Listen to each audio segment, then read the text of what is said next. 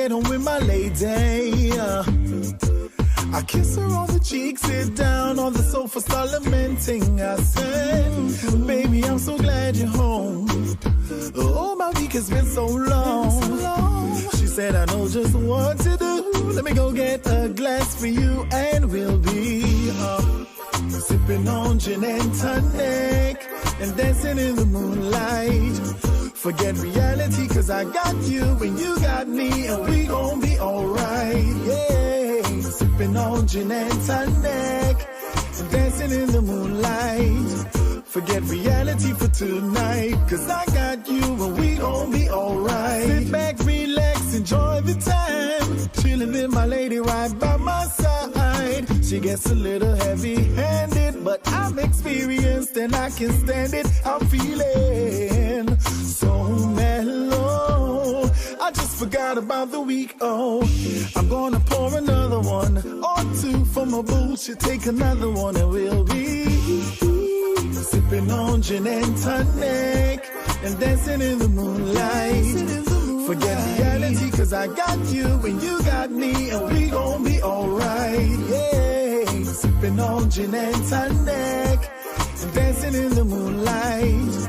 Forget reality for tonight, cause I got you and we gon' be alright.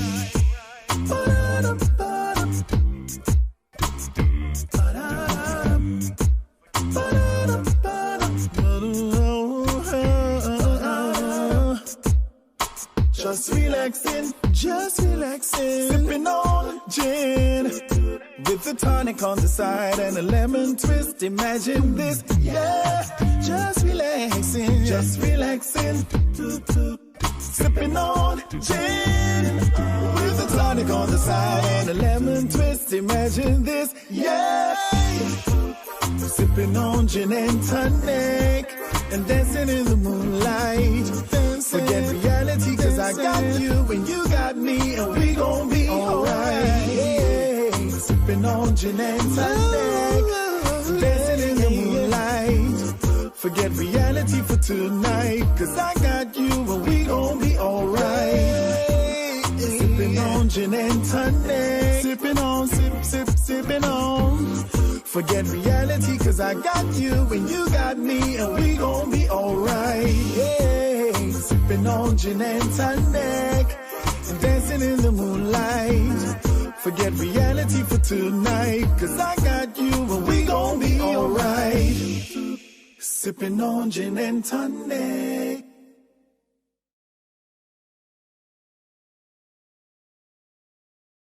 Never thought I'd fallen in love again, no never, but my heart's been stolen again. This time, hope it lasts forever. We'll go beyond, beyond, beyond, beyond.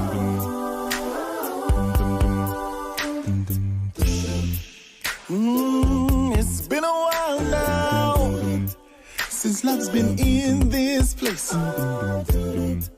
You see, many have tried, but no one could take your place, girl. Why you so beautiful? I see the future in your face, baby. Never in a million years I thought that you'd be mine, girl. That you'd be mine, girl. Never thought I would fall. No, never. But my heart's been stolen again. But my heart's been stolen. That's forever. We'll go. Ooh, baby. We'll go, baby.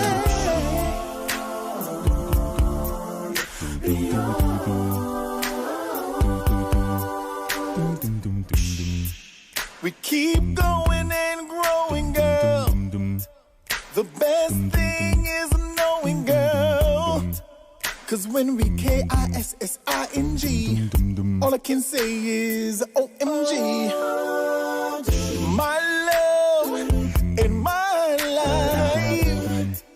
You make all things right, baby. I trust you, girl, with my life. I don't want nobody but you. I'ma put my ring on you. Never thought I'd no, never. Ooh, baby. Again. This time, hope it lasts forever. We'll go beyond. We will go so far. Beyond.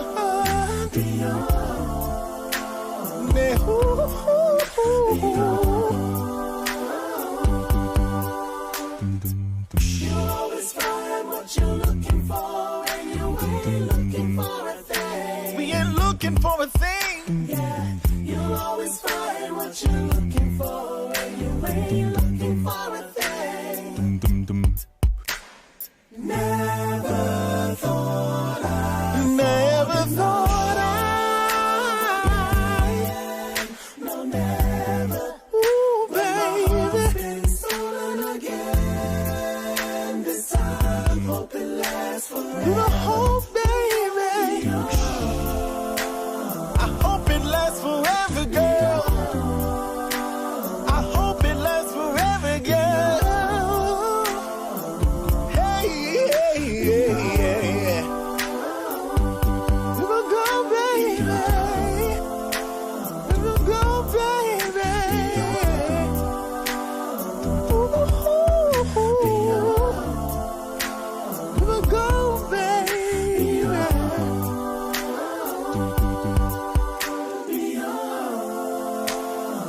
We will go so far, baby.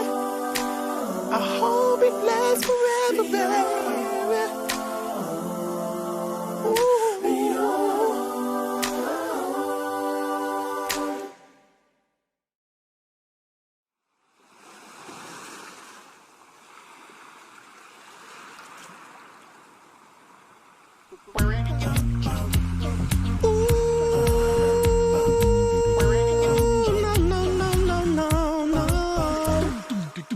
Anybody ever told ya what a woman really is? If you ever get the moment, show them how much they give. You're a shoulder I can cry on, arms I can embrace. Is to hear my deepest thoughts, protect her night and day. You are mother, sister, daughter, nieces, aunties, wives. You are amazing, cause you have given life. You are mother, sister, daughter, nieces, aunties, wives. You're all amazing. I try to describe. You are woman. Yes, you are. Yes, you are. You are woman. Yes, you are. Yes, you are. You are woman. Yes, you are. Yes, you are. You are woman. Yes, you are. Yes, you are. You have birthed the nations. A nurturer you are. You bless us with your wisdom, and you tended every scar. You have found me broken. You have shown me light.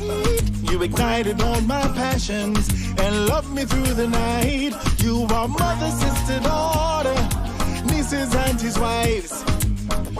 You are all amazing, cause you have given life. You are mother, sister, daughter, nieces, aunties, wives. You are all amazing. I try to describe. You are woman. Yes, you are. Yes, you are. You are woman. Yes, you are. Yes, you are. You are woman. Yes, you are. Yes, you are. You are woman. Yes, you are. Yes, you are. To be a woman is to be blessed with unparalleled intuition, to be powerful, power independent of place or position. To be a woman is to be a mother, giving birth to sons and daughters, ideas, institutions, and business ventures. To be a woman is to be the current inspiration, the future aspiration of a young lady, of a little girl. You're a masterpiece of harmony, a melody of life. You're a gem, a diamond flower in spring, you're one of a kind. You're a masterpiece of harmony, a melody of life. You're an African queen flower in spring, you're one of a kind. You are mother, sister, daughter, nieces, aunties, wives. So you are amazing. I try to describe you are woman. Yes, you are, yes, you are. You are woman. Yes, you are, yes, you are. You are woman. Yes, you are, yes, you are. You are woman. You are woman. You are woman. You are.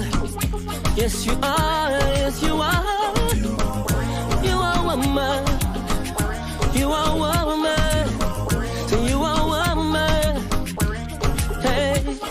And when obstacles manifest as natural, you are born for this. To be a woman is to be the heart of the system, to be the one who brings life into our world.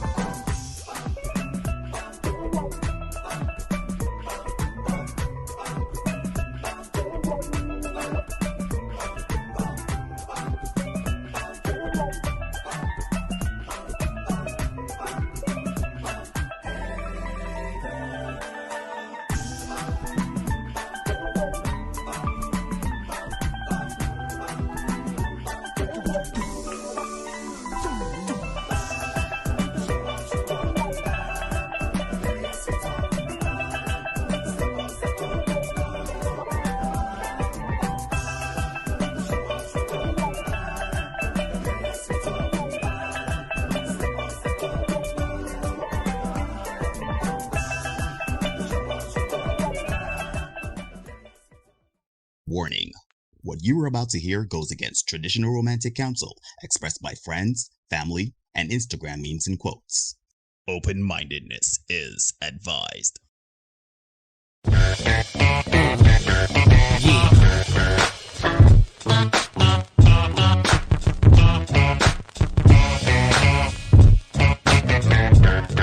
it's bad boy for life. Good night, everybody. Good night, everybody. Good night, everybody. And welcome to another edition of The Senate. I'm your host, Neil. He is your host, Derek. And together, we make up the Senate. Now, Derek, my brother from another mother. How you doing, my brother? Yes, sir. Man, I hear quiet. I'm biting, as the old people will tell you.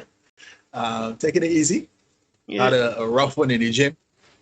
Yeah, Ryan. Twin gym, big up Twin gym, always. all the time. Ryan, they was trying to prepare me for a show.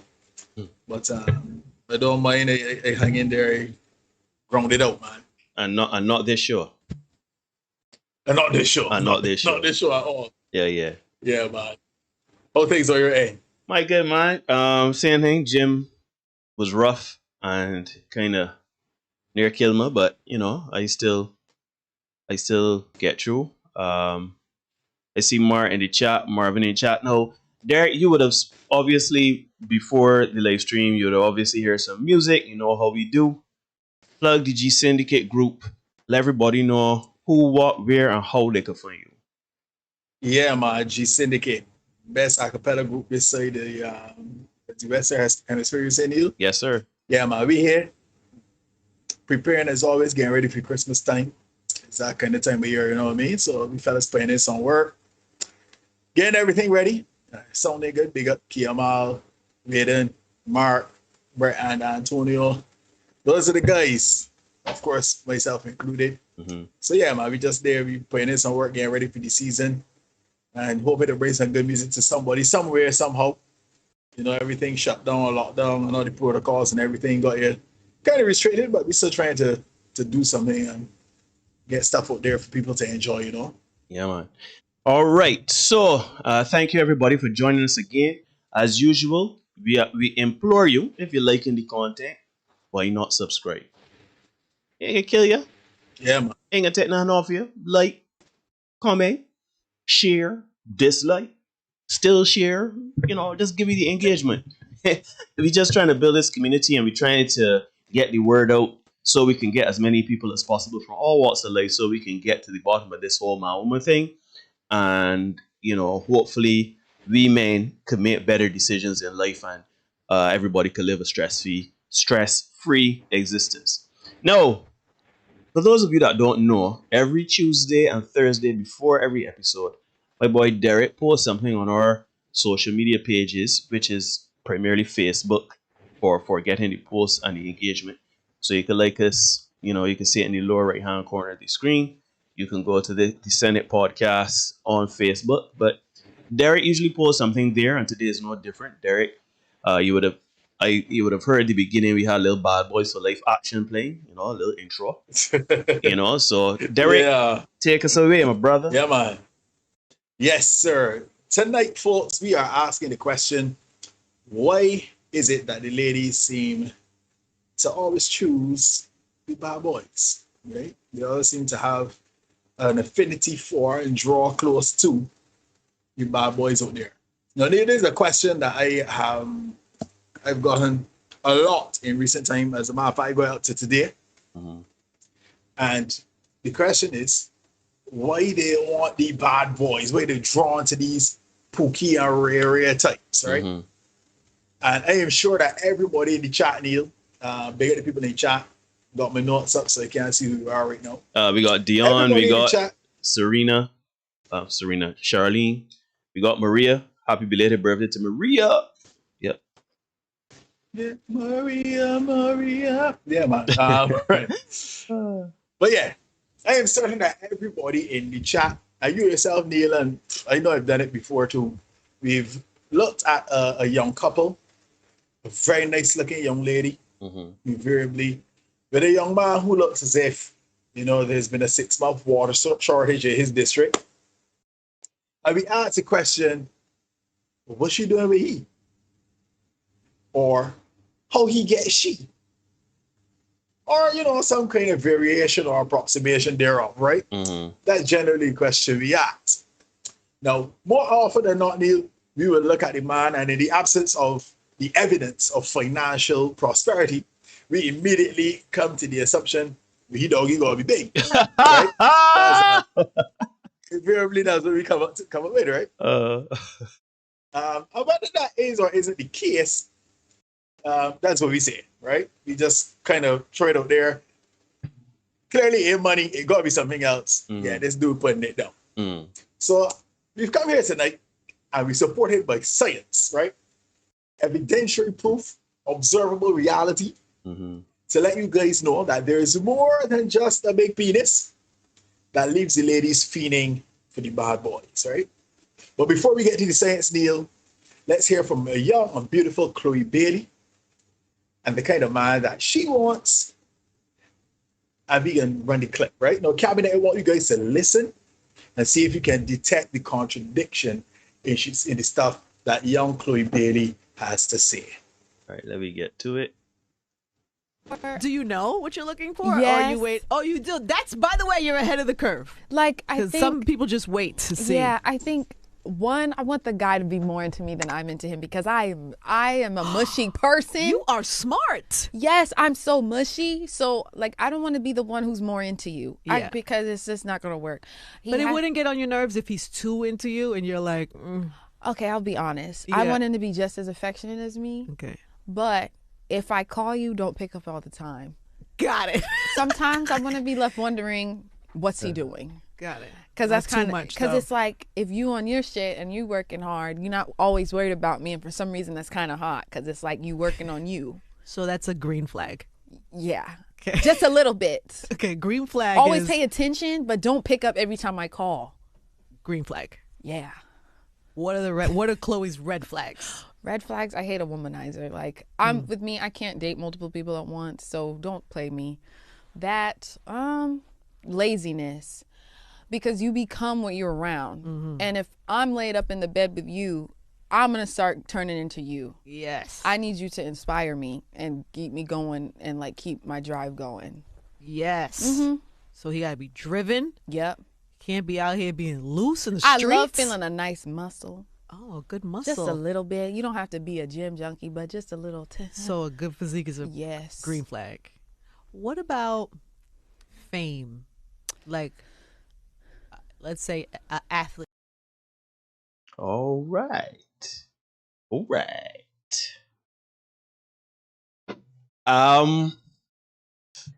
Yeah. Honestly, when you listen to some of these things, right? Like we've done a lot of shorts, we've done a lot of videos in this particular space here in the live streams, and you know, every now and then I wonder if these people are, again, I don't want to call out anybody's mental state. This is Mental Awareness Month. I don't want to be talking about somebody's mental state, but these people just come up with schizophrenia, though. It's not schizophrenia, Neil. It's not schizophrenia. I know. It's just woman want what she wants. She want a man not to be pick up. She won't be wondering what you're doing. But then when the man don't check, you don't call me or you always calling he. What was this here? Right. And she said she doesn't want a womanizer. But you want a guy that's not checking in. You know what I mean? I think it's important for fellas to recognize what she said. She wants a man with a good physique. She wants a man who is, as she said, on his grind. He's handling his business. He doesn't have the time to check for her. Right? And I know a lot of you ladies would think that, you know, that is just her or whatever, and she just talk, you know, two sides of her mouth. But it's important to know that she is dating currently. She's a young, beautiful young lady, Neil. Oh, yeah. And she could have the pick of the litter. I think most men would ask the question. They say she's a beautiful young lady. For some reason, she doesn't really do it for me. I don't know. It might be there. I don't know what it is, but she don't really move me like that. But people are enamored with her, and you know they think that she's gorgeous or whatever. And yeah, she would have most men, you know, at her beck and call. But she's currently dating a rapper called Gunna. He's 28 years old and he has 3 children. And Gunna looks like, I don't know, you got him on screen here? Oh, Gunna is here.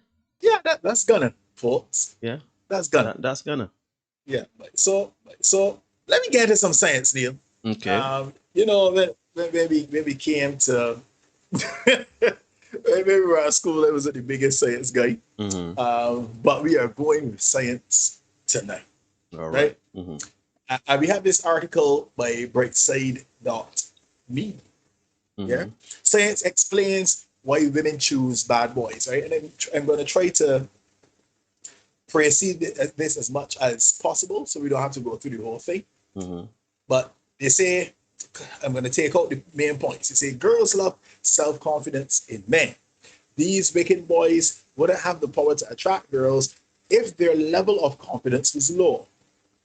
The point is that the level of confidence they possess is so high, it seems like their attitude is overflowing with it, which means it can be seen in their friends, the vehicle they drive, the food they choose to eat, and so much more. Now, for me, I personally think that it's not really confidence a lot of times. A lot of times when you see these pookie and rare types, it's more like some false bravado, right?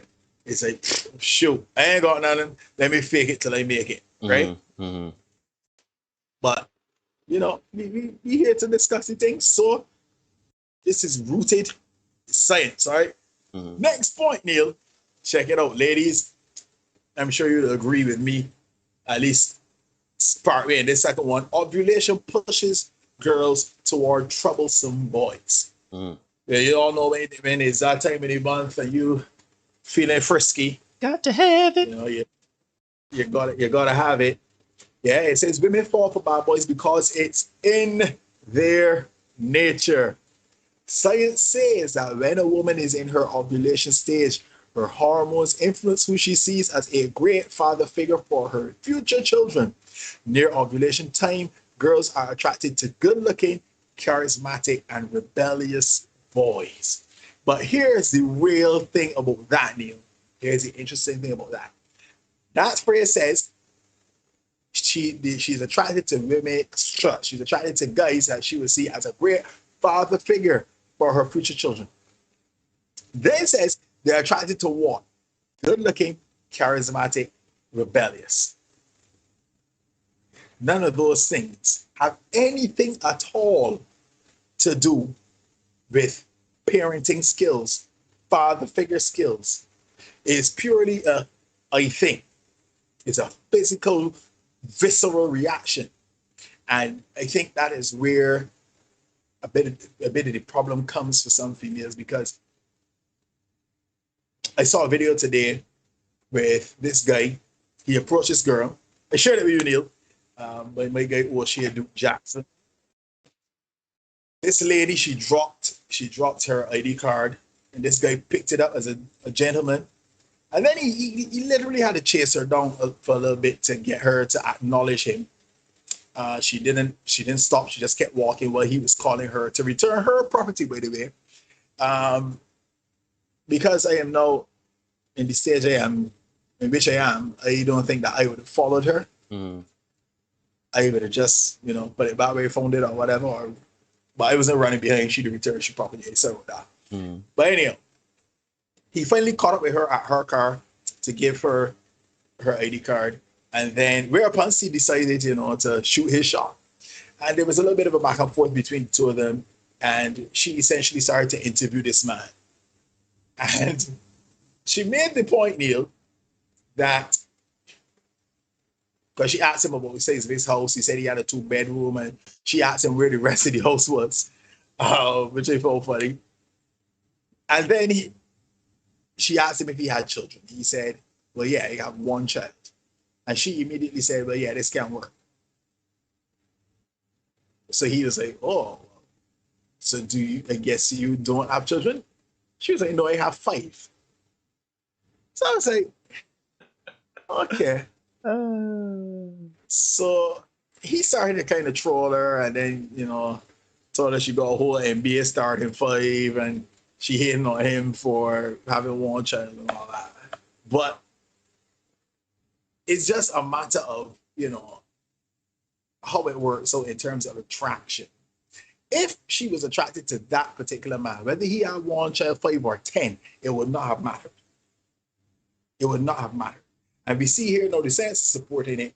They look for people who are good looking and charismatic. Why? They want those genes for their children.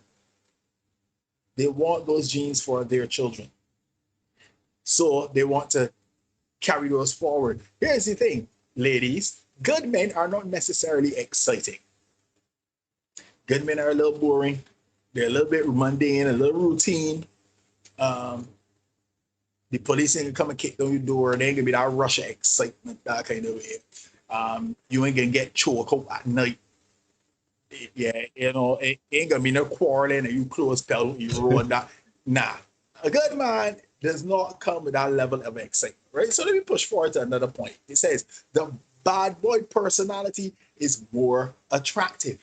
They simply don't care about anything. Here's the thing about that anything, ladies. That anything really means anything. So they don't care really about you or your children or anything you got going on. They really don't care about anything. Yeah. For them, there's no rule book or specific rules they follow. They make their own rules, and it seems like they'll always live on the edge. Even though they love to be in control and are passionate about their own beliefs, they still know the right way to treat a lady and make her feel pretty good. No. That is where the science is kind of misconstrued, because the rush doesn't come from him making you feel good. It comes from you being on the edge with him. Because guess what? When that man grab you where you throat and in a non-sexual way, then nothing sexy about that. Then they're treating you good about that. That's just the rush you getting from fight or flight. The adrenaline. You know what I mean? Here's where the good guys come into problems. Next point. Ladies search for an adventurous and fun spirit. And I just told you, good men can be a little boring. One of the signature characteristics of a bad boy is a love for adventure and excitement. For women, it seems that if a man is not living a wild life, it means they're not suitable for them. They just can't get enough of that adventurous spirit. And you see that playing out, Neil, in terms of pre-selection, right? A man be cool, you by yourself, you good, the boy don't want you. You get married, you find a woman, all of a sudden, no, we make you know who would work. Man, you could testify. Mm-hmm. Oh my God. You'd be single, yeah? You'd be single and ain't nobody looking at you. The moment you get a woman, all of a sudden, no. Yeah, you pre-selected. Somebody else want you. Yep. Right? Perfect example. Imagine I go to Gloria, right? On Baxter's Road for fish and chips. Right? Big G's. Check it out if you want it. It's awesome grilled fish, right? And I have witnessed several occasions the line for Big G snaking from the counter, going all the way back up by the pavilion on Passage Road. The shop next door, Neil, next door, got two people at it, at best. And guess what? People would rather stand up and wait in the line for Gloria than to say, you know what, let me go over here and try this body. You're selling fish, you see, let me go over here and try this body. And I have seen so many people move into that space, and then a couple weeks, couple months will fall up and they're gone. Why? Nobody coming there? Why? We don't have any proof that, you know, what you're selling is good. The same thing works with pre-selection in terms of men, right? Then, next point, and they put out a nice graphic of Vin Diesel here. Women feel protected around them. The same thing works for height. So short men, sorry to tell you, women feel a little bit more protected around men that are taller. Don't beat me, don't come at me. That's the science. Girls choose bad boys over others because they want a male figure that they can be protected by. Most women who feel vulnerable are afraid of crime search for a man who feel vulnerable and are afraid of crime, commas are important for, search for a man who can protect them. In fact, their strong physical appearance is why women feel secure around them. So gentlemen, the first thing you can do, if you're not blessed with height, you can get in the gym, make yourself look more... Let the part. physically imposing. Look the part, as Neil says.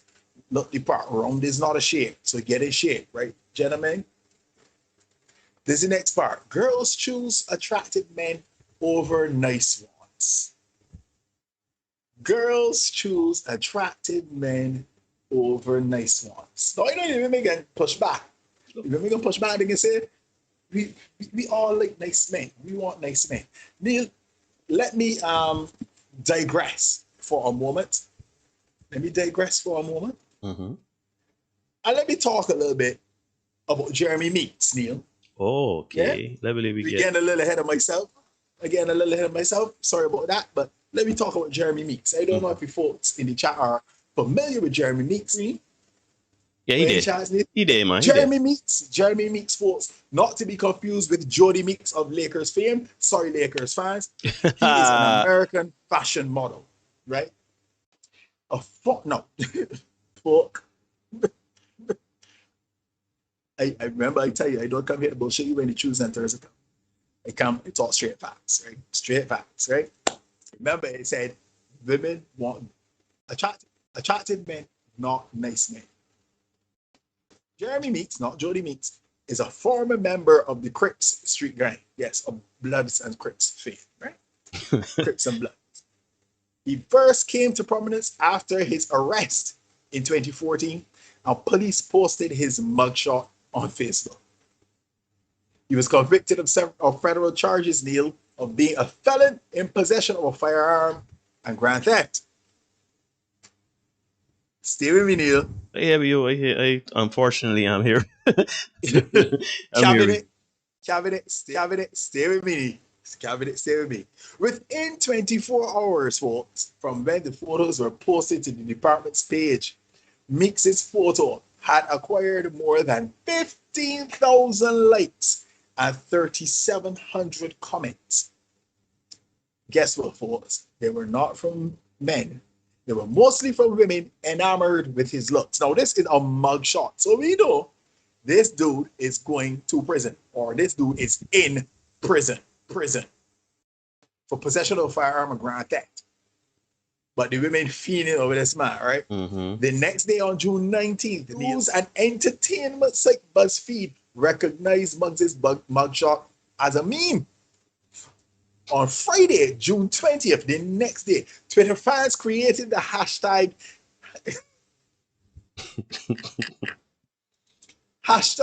Felon Crush Friday.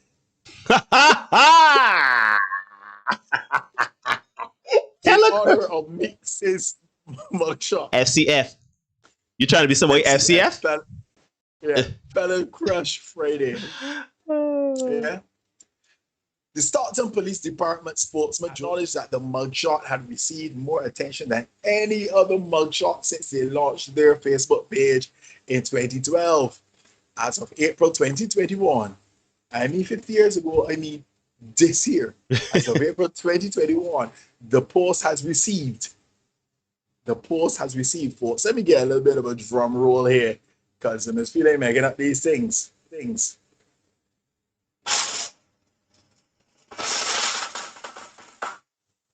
95,000 likes, 24,000 comments, and 11,000 shares. Let me pause here to let you guys know you are watching the Senate podcast. Feel free to like it 95,000 times. I like that segment. Post 24,000 comments and share it 11,000 times. Please feel free to do that, right? For a man that wasn't into the broadcasting thing, you get him. You use all hand now, boy. I try to think. I have a quick study. Neil, this is the even more fascinating thing. And I'm all for rehabilitation, right, folks? I'm all for rehabilitation. Mm-hmm. But check it. Upon his release from 2016, Meeks began what? A modeling career. Mm-hmm. Well, here come out here. Here, like, a band and bring him out here. I wouldn't even doubt it, Neil. I wouldn't doubt it. So I say all that to say, we all running Mulberry Bush, come back. The science is saying girls choose attractive men over nice ones. So forget that nice thing, right? Ladies, I know it sounds bad, but that nice thing ain't really you in the favors, fellas, right? You have to make yourself more attractive. So again, get in the gym, cut your hair, cream your foot, water does run down. You should look like you're kicking flour. Yeah? You should look like, you know, what's going on here. Take care of yourself, fellas. Make yourself attractive, right? In one study, women were given scripts with profiles from 2 different men, and they had to choose which one they preferred. Most of the women picked the profile with good physical attributes, while the nice guy wasn't often the final pick. Thanks to this research, we now know that the nice characteristic becomes a salient factor when choosing a partner for a serious relationship, and instead, it's the manipulative characteristic that bad boys have that looks more attractive. And you know, when this choosing a partner for a serious relationship comes, Neil, very often for ladies, when they've hit the wall, bam, at 35, and they realize, oh shoot, I am out here all alone, but her love so sad. And all of a sudden, now I have to find somebody to settle down with. To get booed up with. Right? Yeah, my DM's a little dry. You know, everybody ain't hitting me up as they used to. I know suddenly I need to have my fun with the bad boys. How many times have we seen that on dating profiles, folks? Where is a case where the body say, yeah, I had all that fun with these people before, and now I looking to settle down and build a family and all that. So now the good guy, sorry fella, you become the garbage man. Sorry for the term, guys, but that's what you've become. Because you got to come in now, clean up, or the janitor, if you want to call it that. Yeah? So you come in now, you got to clean up somebody's mess. Because invariably, we're dealing with these bad boys, these women end up in a state. And now they got to try to pull themselves together, and then you come up with the independent women who don't need a man, and then you hear all men are dogs, etc., etc., etc. Next point, Neil, they say that the bad boys free the bad girl. This is important. The psychologist Robin McKay, PhD, explains that girls who have a concealed inner rebellious side are easily attracted to men who can release that out of them. Usually in girls, this trait was suppressed during childhood, and one of the easiest ways for them to get it all out is to start dating a rebellious guy. Now, I've not been a rebellious guy, I would say, Neil, but I can definitely attest to having brought out the friskier side of a lady or two. Hey. And I'm not a bad boy. At least I don't think I am. But yeah, that's the science for you, folks. That's the science for you. So we come back to it, right? I know the ladies want us to believe that all the article and the science and everything we went through isn't true, and that women really want a nice guy that's all about them and treating them nicely. But over the past few weeks, Neil, we've observed and we've highlighted at length how this is as far from the truth as East is from West, right? We did a short a couple of weeks ago, Neil, and it was a guy who was giving his wellness lady roses every week. Internet access. She was talking access to his social media accounts and all that. He was preparing dinner on the balcony and all that. And this lady called in on the program and said that he was treating her too nice. Too nice? Too nice. He was too nice. She even, the moderators on the Connect program asked him to call her a bitch. She endorsed that and told him, yeah, call me a bitch. And he couldn't do it. He couldn't do it. It was only when he decided, you know what, I am going to withdraw my attention and affection and all that from you because you don't deserve it. I don't think you're, worthy of the stuff that I'm giving you. Then she was turned on, right? And we've seen, Neil, those known to be nice guys like Bill, Boris, Steph. They felt the way they're just to tickle some people too. We've seen them over the past couple of weeks. We've gone over there, we've poured over their relationships, and we've seen what they have had to endure, having to deal with the complaints, for want of a better word, of their respective wives, right? Gentlemen, the important takeaway tonight, the important takeaway. Chloe Bailey said it in her interview, and it was a message for you, even if you didn't get it, even if you don't think it was directed to you.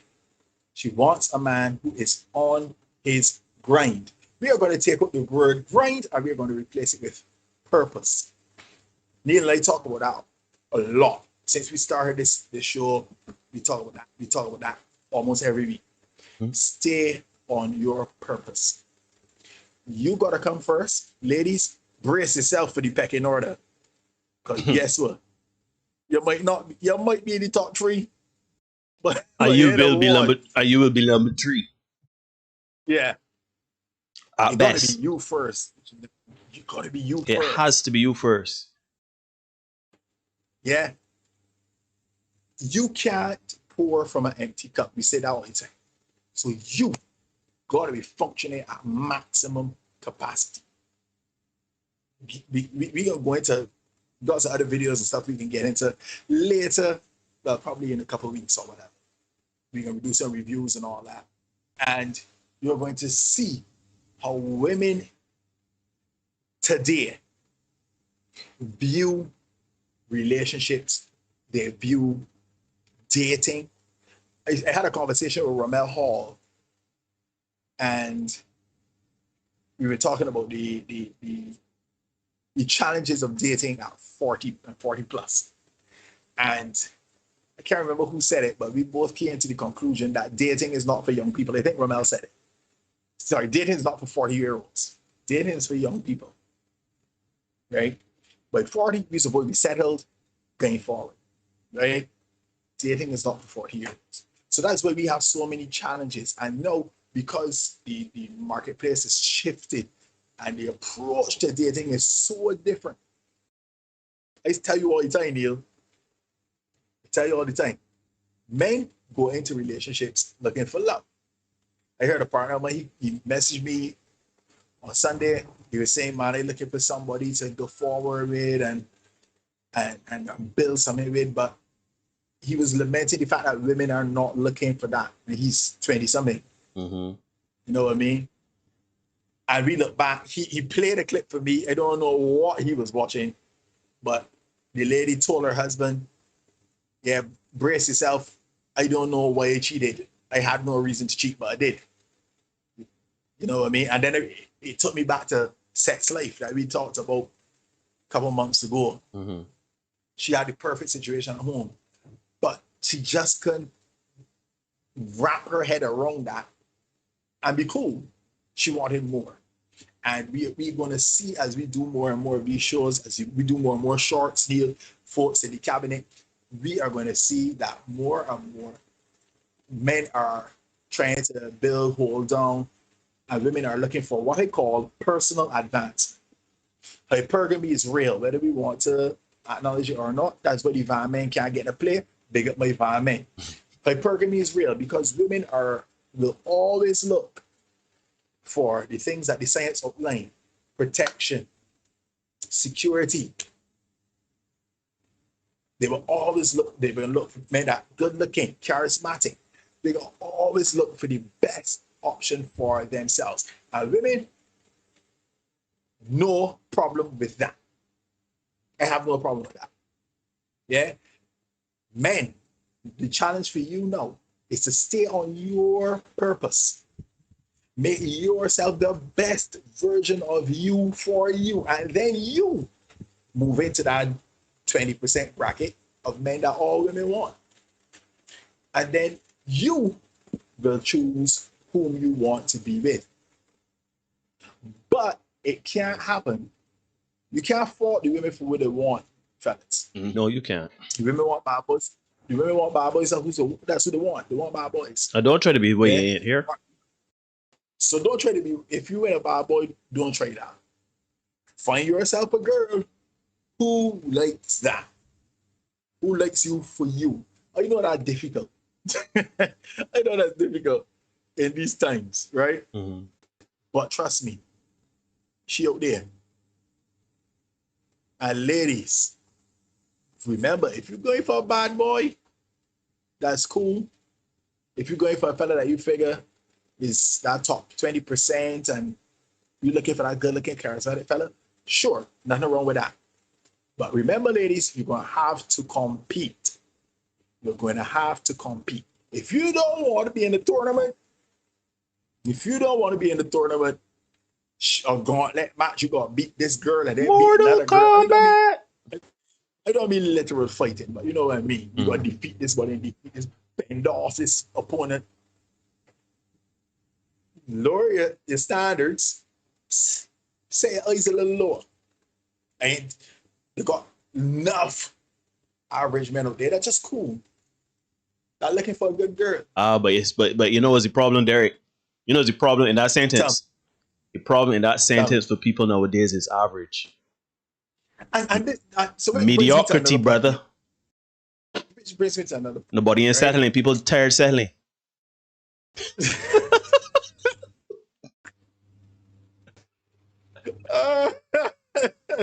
That's an inside joke.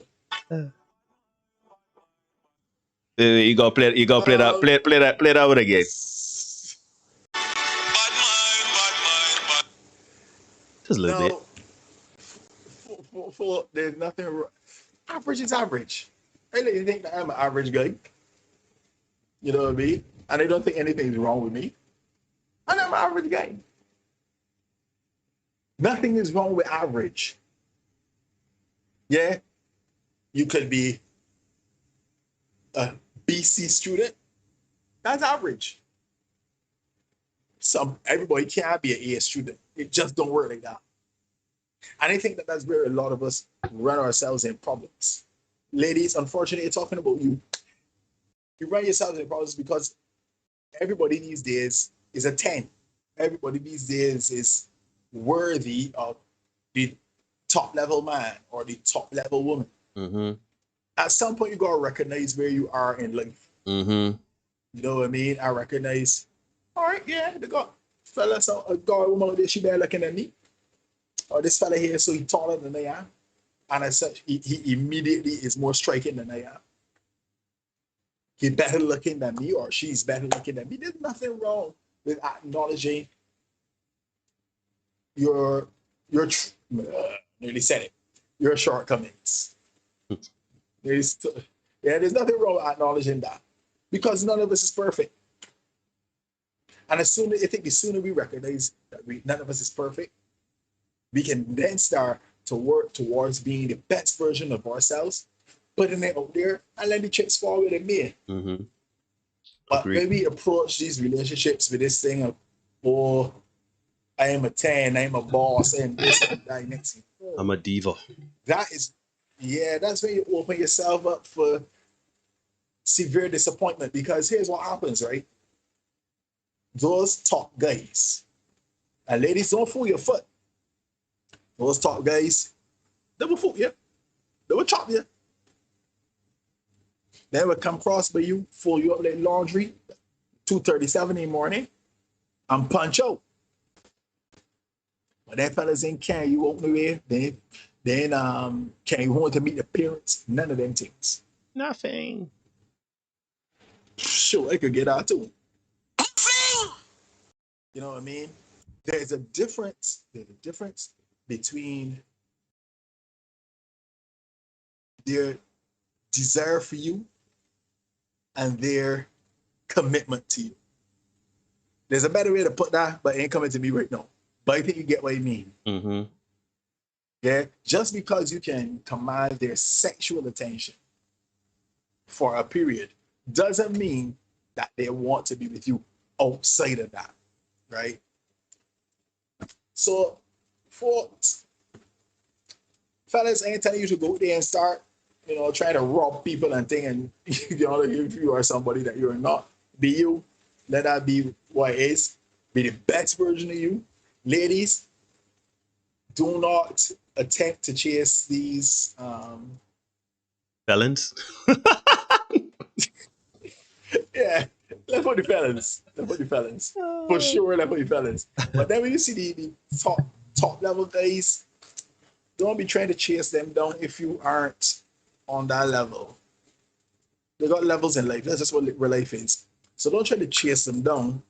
I don't think of it as settling if you got to be with an average guy. Yeah, relationships are reflective. Mm-hmm.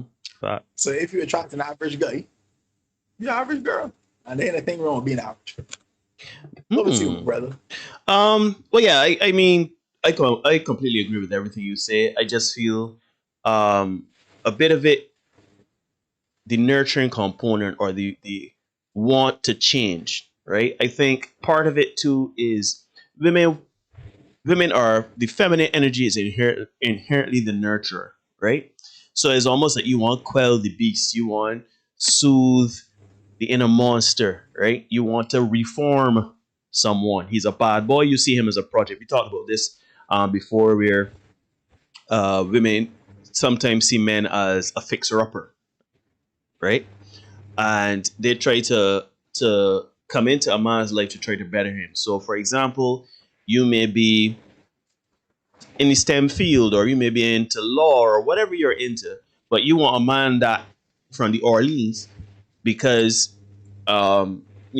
yes, there's a certain allure, yes, there's a certain mystery, yes, he is the strong silent type, and he can, treat you, as you think a man should, or somewhere in there. But you also want to change him, you want to reform him. You see something in him where you want to make him, you want to bring him to your level. You want him to dress like your circles. You want him to improve himself, find a purpose in life. When the man might just be real comfortable, let me put the block with Pookie and Ray Ray. Yeah. Right? We spoke about it in this space before, where, women would sometimes look at men that are skilled, like carpenters, carpenters, masons, that kind of stuff. Men that are making good money, but because their job is not glamorous, because their job is not high profile, a lot of women would see that as less than what they would have achieved, especially if they went to university and have achieved academic success.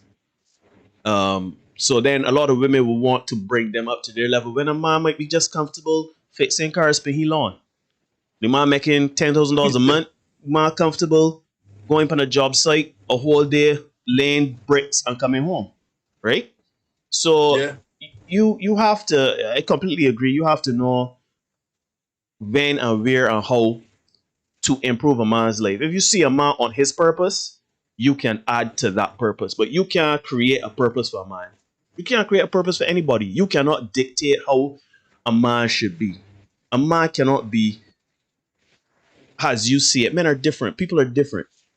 Yes, you may have had to push a lot of masculine energy as a woman going into corporate Barbados, or going into STEM fields, or going into certain fields in life. You would have had to, obviously, especially in male-dominated fields, you had to, be assertive. You had to be aggressive, especially if you're in management. You're in charge of people, teams of people, right? You have deadlines. It's a high-pressure job. You have to be aggressive. Fine. But you cannot then create what you believe is your version of a man and then expect men to fit your feminine or woman's perspective, female perspective of what a man should be. That's not fair.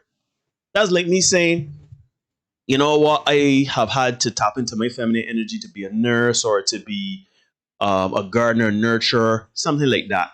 And then I expect a woman to be kind, considerate. She must always be doting on me. She must be receptive of what I give her and everything like that. She must be willing to cook, clean, take care of home. When I butt up a woman, she's a high profile career woman, and I trying to say, well, babe, maybe you should take a cooking class, or babe, maybe you should clean in here. She said, let's get a maid. No, don't get a maid. You could do it, you could. No. That's not fair. So I think we need to push brakes, understand we have to accept people where they are. And Derek, you said something that is extremely poignant, extremely, to the point where I need to go over it again, because people, men and women, you need to understand who you are. You have to understand where you are. More importantly, you have to understand who you are not and what you are not. Facts. Yes, I understand we live in the social media age, the age of empowerment. We understand, there's the body positivity movement.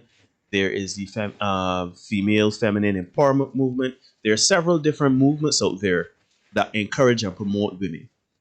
It is for healthy and positive ways. However, some of you are out there taking it to me, well, you gotta take me flaws and all. I'm a bad bitch. I'm a diva. I'm a queen. But really you're not.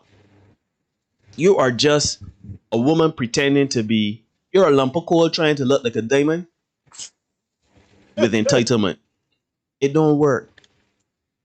You understand? How many women we see out there ain't got but $2 in the pocket, but got on $1,000 weave, got on Jimmy Choo shoes, got on designer clothes. There was a woman some years ago.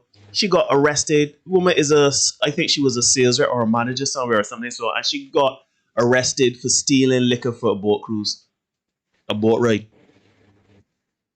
So, what we doing, right? You want to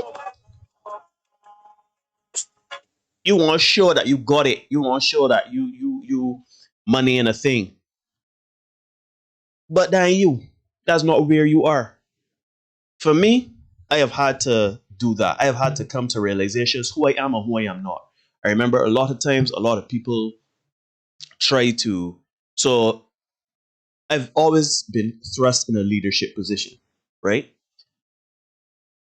And there are leaders, there are two types of leaders I see. There's a leader that can say, Derek, come and do this. Derek, come and do that. Derek, and bar orders, and we can't have any sort of friendship, even if it's in a work relationship or anything like that. We can't have any communal interactions.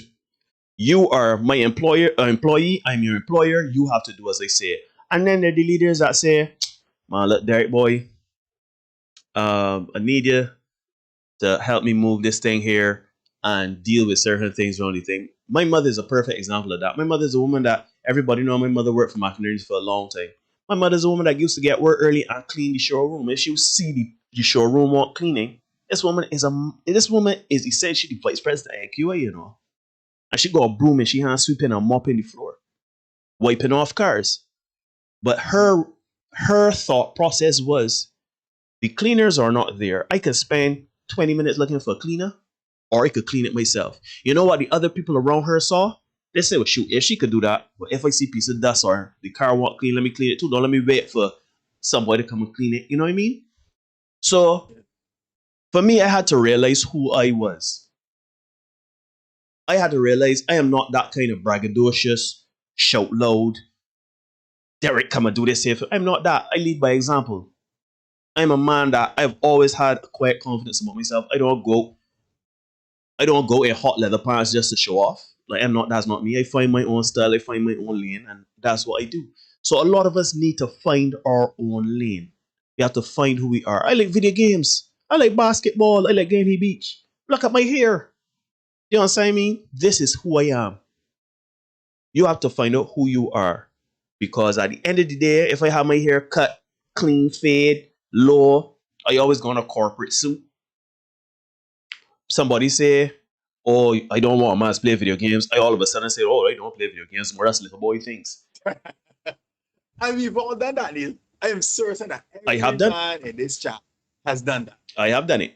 I actually told this story to someone this weekend where I had a girlfriend at the time where she came over by me. She was, we had arranged for her to come by me. She came by me and I was, playing video games. But I was finishing up a stage until she got there. Woman came in the room, saw I was playing video games. Said, oh, you playing video games? I get home then. And I was like, why you getting home? She said, because you playing video games. I said, but I just was playing until you got here. I can save. You know what I mean? I went to get my hair. Yeah, I went to get my hair done over last Christmas. And swag. God damn it. Right? Neil, you still like gummy bears? Who was Charmaine Graves? That know my business? Oh, loss.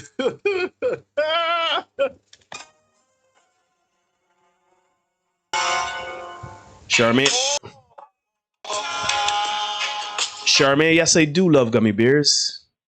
I still do strange things with gummy bears. Anyhow,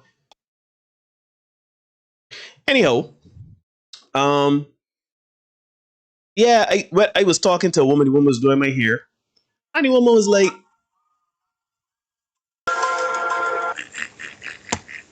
"You so bad, man. You so bad, man." I want to calm down when the chat talk about come up, things come up. Dion, who's you? You's a receipt keeper now. You's an accountant. You got pineapples, peaches, mangoes, cucumber.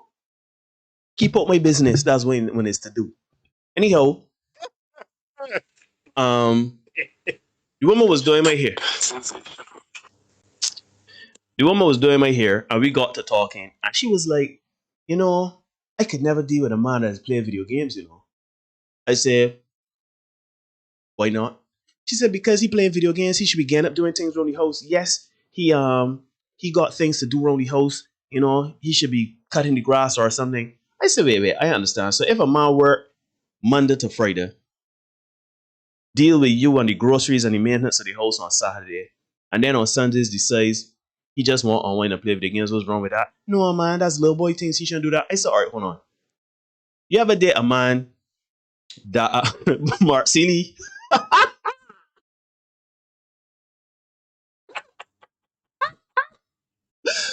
Wee. Anyhow, I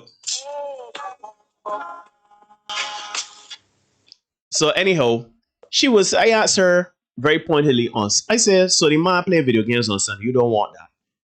No, you ever had a man that was into football? Yes, I had a man that's into football. Football's played every Saturday and Sunday. So if the man decide to spend the whole day watching football, you know that the man does follow his club, he does follow Premier League.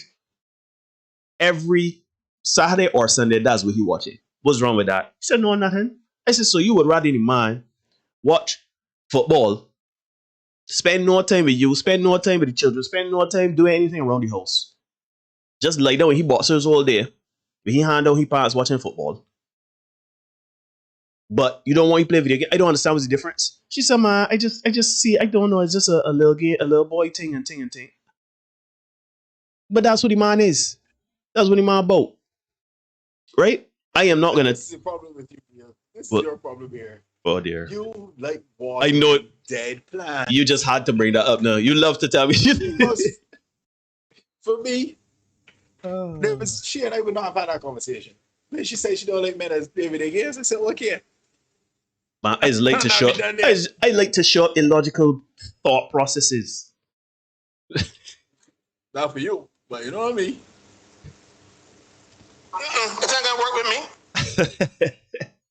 Man, speaking of your boy Caswell, you see your boy Caswell in a bit of hot water. You see your boy Caswell. Anyhow, this is not a political channel. This is not a political space. So you're not gonna touch it. But anyhow, yeah. To me, if we are living together, if I'm with a woman, and let's say she comes to spend time with me, I go to spend time with her, spend a few days there, or we live together, and I am playing video games to the detriment of the household. If I am playing video games to the detriment of us going out and whatever, then sure, I could see a problem. If I play video games instead of getting work, then if I work, come home, play video games, and I can sleep every night, I can understand that. But you have to allow a person, in this case a man, to have his downtime. If his downtime is not impacting you, it is not detrimental to him, to you, to the society at large, let the man do what he gotta do. Once it's a healthy thing, like, I don't see what's wrong. I probably play right now in my life. Some people know I was a huge gamer, but no, I probably play like maybe 3 times a week, maybe, if I'm lucky, for a couple of hours. Right? That's a good week. But I just don't understand how we get to this point where your version of a man. She also said something to Derek. The woman said, "Oh, this man, I don't like a man too." This gonna kill you, by the way. I said, "I don't like a man that, something wrong in the house and he don't try to fix it." I said, "So if the pipe, you got a problem with the sink in the kitchen, what you want the man to do? The man's not a plumber." She said, "Yeah, but you could try to fix it." I said, "So if the man called a plumber, what's the problem?" She said, no, man, at least make an attempt to try to fix it. Listen, I am not a plumber. I'm not a carpenter. You're in these dead plants. Yeah, call me the gardener. Or the mortician or the mortician.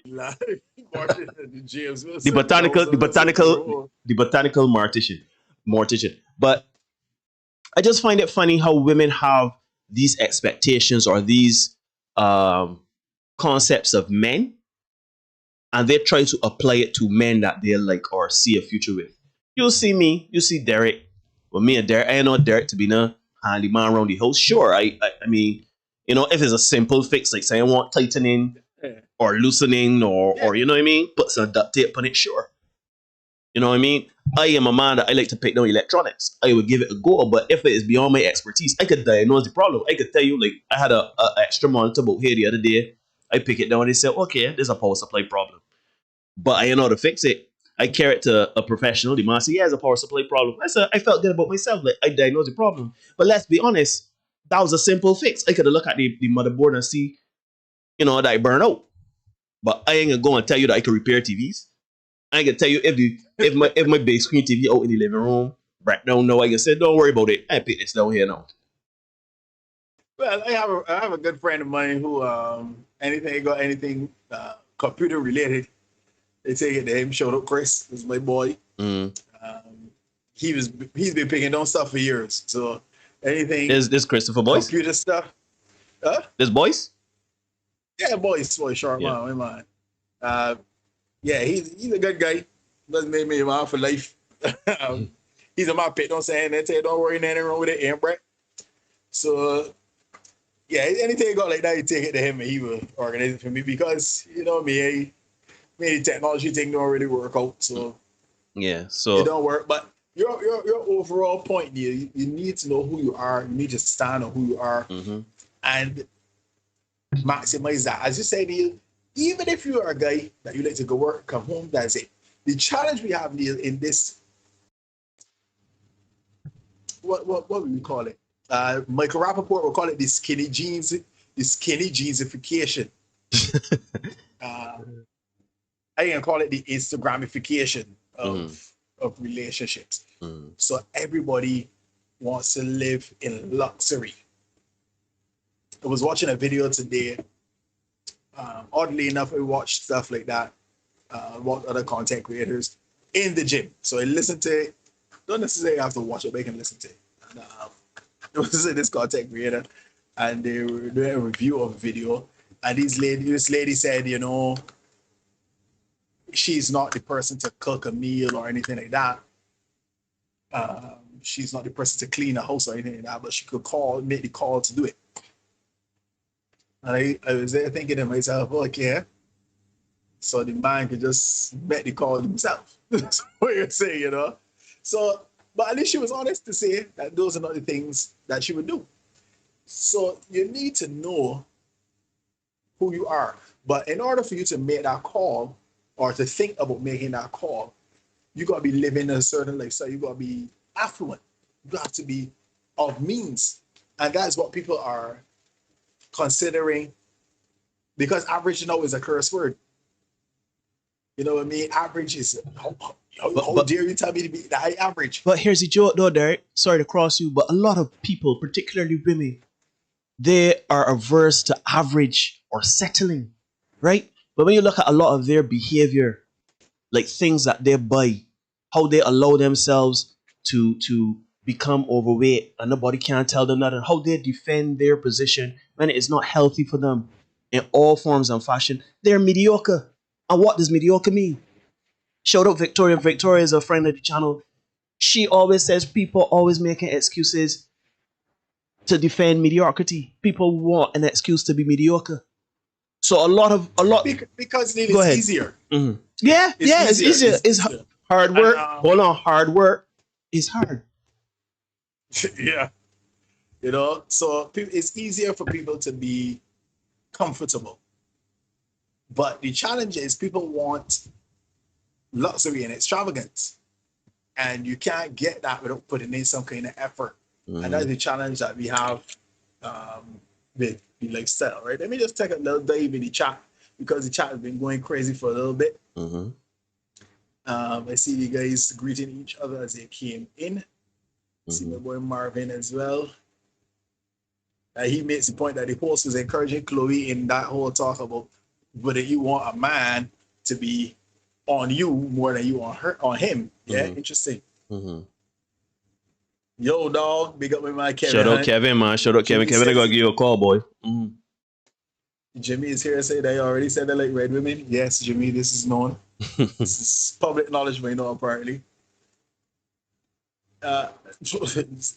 Okay. Oh, jeez. We got some funny stuff in here. So being a good guy equates to simping then? Yeah. Dion asked if your man was a criminal. Yes, he was. Indeed, he was. Yes, Serena is saying the thirst was real when Jody Meeks, Jeremy Meeks' spit came out. That is true. I see my boy Quincy in the house. Big up Quincy, man. Quincy's a guy, you don't want to put him on Front Street, but he's a guy who's really brought this topic to the fore. So big up Quincy, folks. He's the guy that really brought this topic for us to deal with. See Snow in the house. Quincy says Pookie and Ray Ray for one night stands and beta males for marriage when she been run through and hit the wall. Yeah. Yeah. All of a sudden you need that guy that is a bit more stable to bring everything together. Will Smith. Yeah. He's that stable guy. But then you cheat with August Alsina. Just saying. Right? You see it out there. You go, you get married, you divorce, and then you get on the carousel. The CC. Yeah. Big up Gabrielle Union.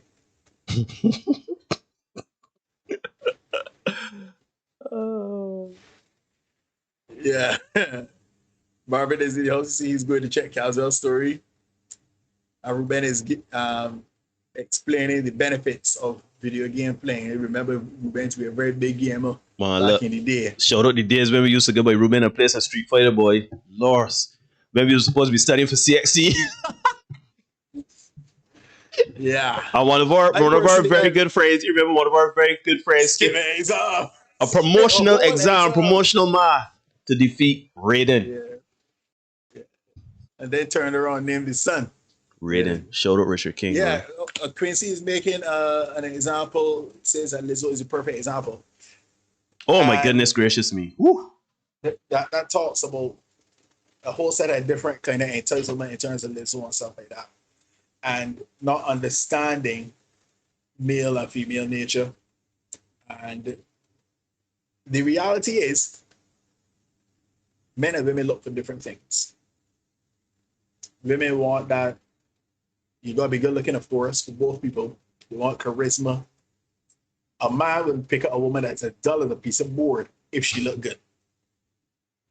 Yeah? Matters not. She can be as dumb as a box of rocks if she look good, right? It's only when we get later in life now that we want a little bit more conversation, obviously, because the testosterone lower and you're really looking to be chopping as much as before. And same thing applies to women. As you get older, you got different problems, you got grown up problems now. So you need stability in that life. It doesn't mean, let me clarify here, fellas, it doesn't mean that she still won't cheat on you with the guy she really wants. Yeah, just because she's with you doesn't mean that she still doesn't want the guy she wants. Right? That's just what it is. And I know the women can tell me, Neil, that ain't true. Of course. That ain't true. But we got some shorts to record that is going to show you. Just to let you know up front, Neil. That's going to show you. Listen. That I don't come here and tell you all those lies. Listen. Lizzo. To go back to Quincy's point about Lizzo has made it clear that she doesn't want any man that is overweight. No. Lizzo does not want a man. Based on her recent activities. Based on her recent activities, she don't want a man. I'll leave it at that. At that. Kevin Manning in the house. Welcome to Shout out Kevin, man. For the first time. I think this I don't know if it's your first time watching, but first time commenting, so good to see you. It's always appreciated. Hit the subscribe button. Like, comment, of course. And he's saying men will settle more. Yeah. Men, we have a very low bar. We have a very low bar. Unfortunately for us, our bar is very low. Women come to the hate saying that table first, but you use it for now. Come to the table and they say, hey, this is what I want in a man. So they say the 3/6s, Kamal Seeley, my guy muscles in the crank. You see the one 3/6s, 6 figures a year, 6 abs, 6 feet tall. I will shoot. I don't. And then the 4th 6. You know. Okay, good. Okay. That's 6 plus. Right. That's what they want, and they can tell you that out front. Man, she just gotta be nice, man. She just gotta be nice. You know what I mean? She gotta be agreeable. She just gotta be agreeable. If she look good, that's a plus. If she willing to nurture, even a bigger plus. No, Ruben, not just 3 6s, 4. Doesn't mark the BC here. Yeah, 4. There's 4 6s. He forgot one. You know what I mean? But fellas, you can let me know. I tell you lies or not. If you just want a woman that nice and agreeable with you, drop some ones in the chat. Drop some ones in the chat. As we always say, right? A man would marry an agreeable 6. A woman will not. Not on her level. Yeah, the women are settling. The women aren't settling, right? See Jalili, the host as well. Ruben is coming there. Mark and the Super Beast. Super Beast. So now we understand what makes the women take. What does that mean for us as men? It means, again, we have to make ourselves the best version of ourselves. Yeah? You can't get tall if you're 5'6", 5'7", and you are already past 21. You ain't getting no taller. That's what it is. So what you got to work with? You only got 2 of the 6s you could deal with. You only 2 6s you could deal with. You can't deal with the 4 6, nor you can't deal with the first 6. If women was only looking for the 3 6s, explain a lot of married men. The Bajan Erica says those things are about attraction, but character gets you a wife. No. It sounds like a theory. Yeah? If you go back to what Quincy said earlier, those women settle down, and don't get tired. A lot of women married, but want somebody else, you know. Don't fool your foot. Just because a woman is married, that does not stop her from wanting the man she really wants. And wanting, but guess what? For whatever reason, she couldn't get that man to settle down and be the husband. She couldn't get that stability, that security from that man she wants. Let's look at Tupac, for example. If Jada didn't want Tupac to start running the streets. Listen. If that Jada didn't want Tupac to settle down and be her man. Derek, you're doing a lot of talking. You're doing a lot of talking, right? But what I would say to Erica is that if women was only looking for 3 6s, explain a lot of married men. Who initiates divorce? More than women, 70 to nearly 80% in time. So I mean, as much as y'all are taking the 5s and 6s, y'all ain't staying with them. Yeah. And then because of no fault divorce, it's like irreconcilable differences. I really ain't happy like that anymore. Why? Why you ain't happy? Because, as I said earlier in the show, a good man ain't as exciting as all that. There can be a lot of routine. You ain't living on the edge. Serena said earlier that she can't live that life when she was in her 20s. When she was in her 20s. Let me scroll back so that I don't misquote Serena. Because I don't want people to tell me that I'm a liar. But they never call me that, thank God. I mean, we've been called a great deal of things, but never a liar. Yeah. But Shoot, you know, they say that I say things sometimes I didn't say. We have not even said. Right? We have So not Serena even. says, Sorry. Go ahead. Go ahead. she says, at 41, I literally don't want that type of excitement. Maybe in my 20s, but surely women grow out of this. And Quincy put it ever so nicely, because they don't want to misquote him either. Again, they don't recall her or last. So Quincy says, Pookie and Ray Ray for one night stands and beta males for marriage when she been run through and hit the wall. I don't want to say that Serena has been run through. I will not say that to her. But what he means by that is you've been there, you've had the experience with the bad boys, you get burned more often than not. And now you know what? You don't, she said, I don't want that kind of excitement. I just want something cool as I, go forward in it. There. I tell when I don't tell lies, I do not tell lies. Not on Tuesdays and Thursdays. Yeah? Not when it comes to this shit.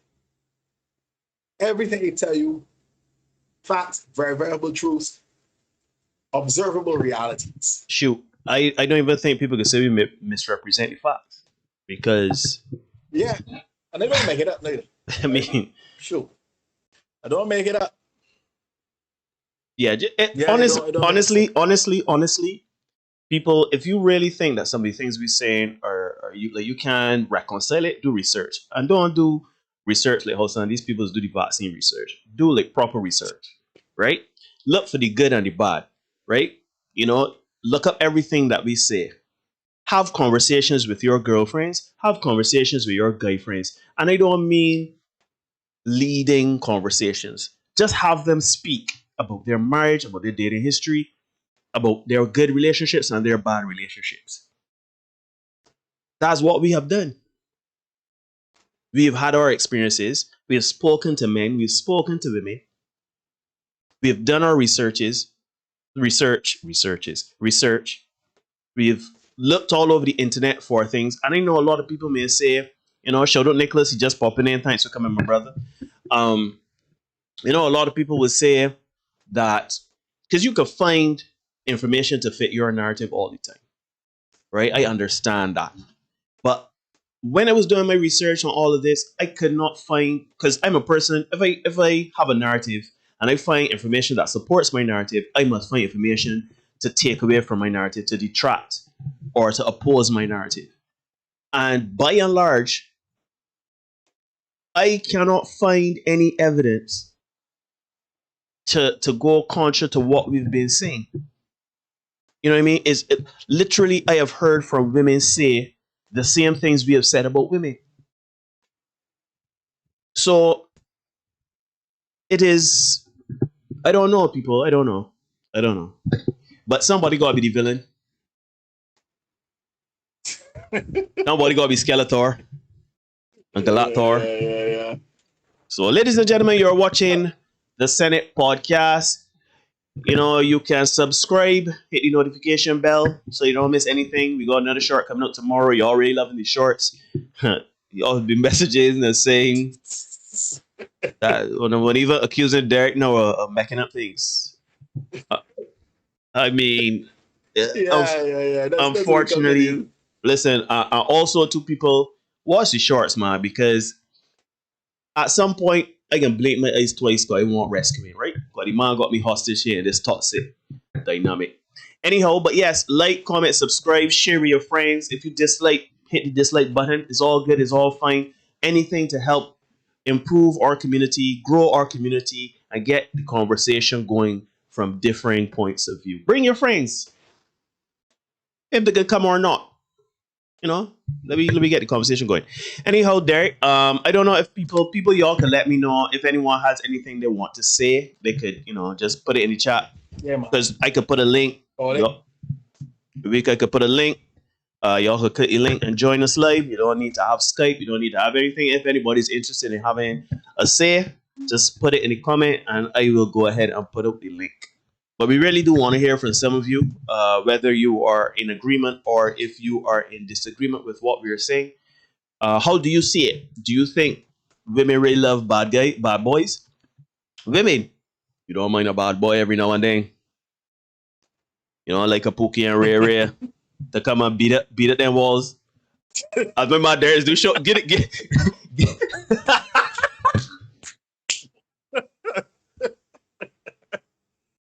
This is why I try to make me a meme. We used to have too much fun. But yeah. Yeah, man. Let us know, men, women, how you see it. Good, bad, indifferent, agreeing, disagreeing, let me know. Just put it in the comment that you want to, come true, and we could do it. Anyhow, what else I have to say about this topic? Yeah, I think one of the most important things we could get from this episode is you gotta know where you are and who you are. And I mean, spend time with yourself quietly and assess yourself and your life.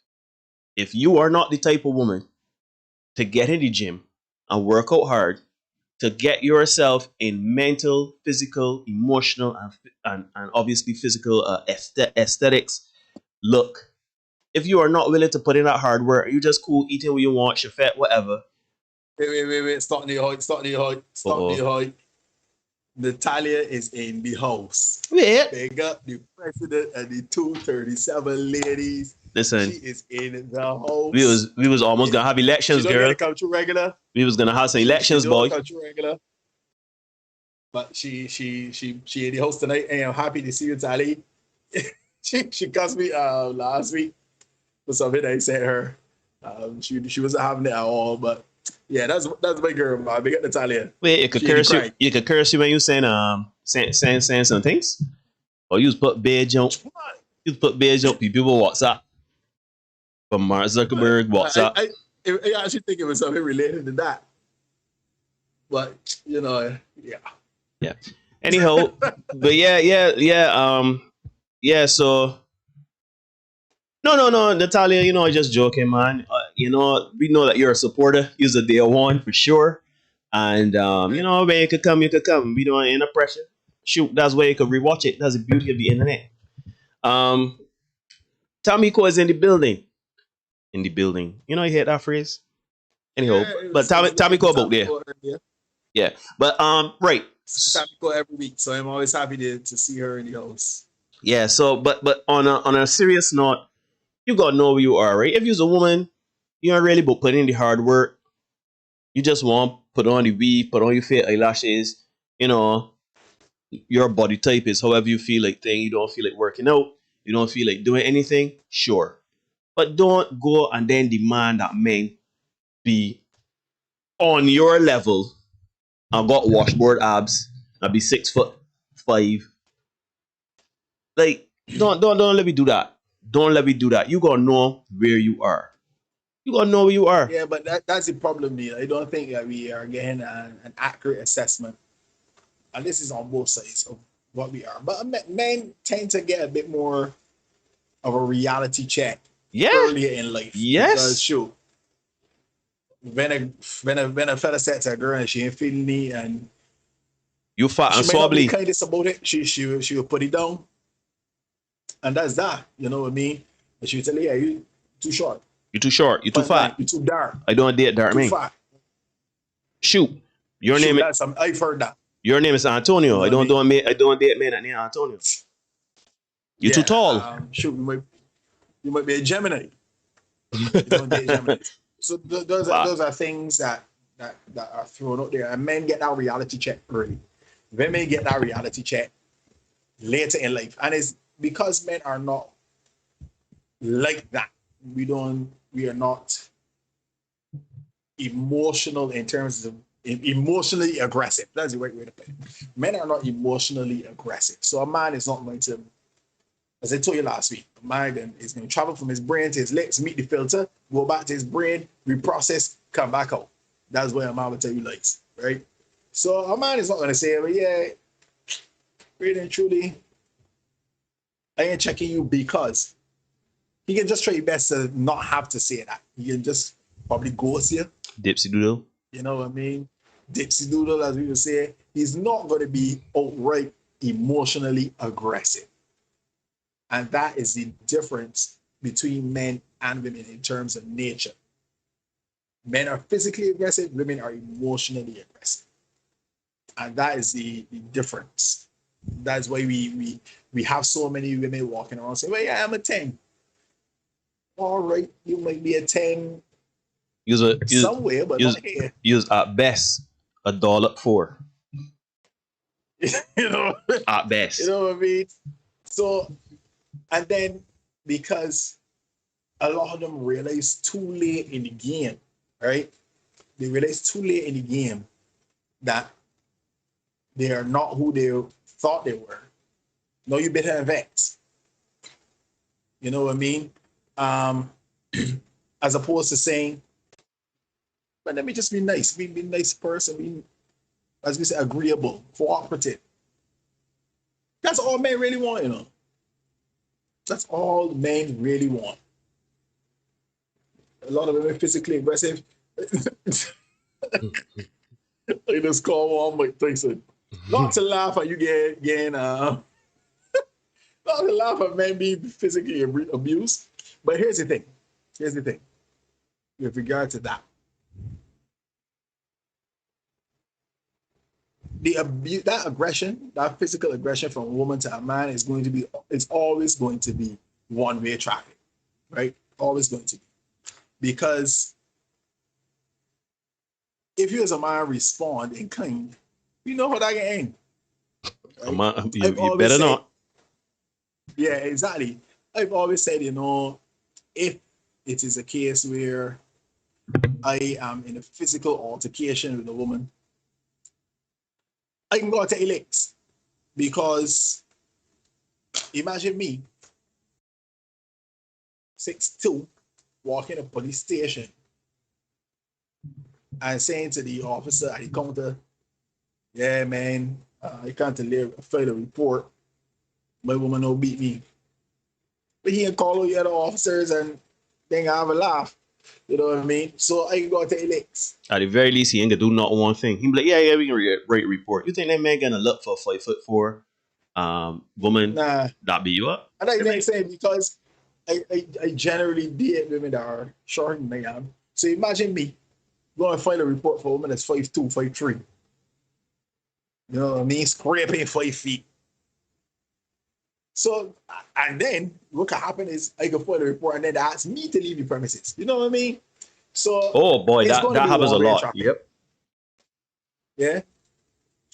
It's going to be one-way traffic. We understand how we deal with it. That's the double standard in terms of that relationship and that dynamic, right? So, yeah, it has to be that way, Muscle. Sorry to tell you, but that's how it has to be. Because if you respond, we know how that's going to go. Right? But not that you should be putting your hands on anybody. Don't put your hands on anybody. Don't put. Just put that out there.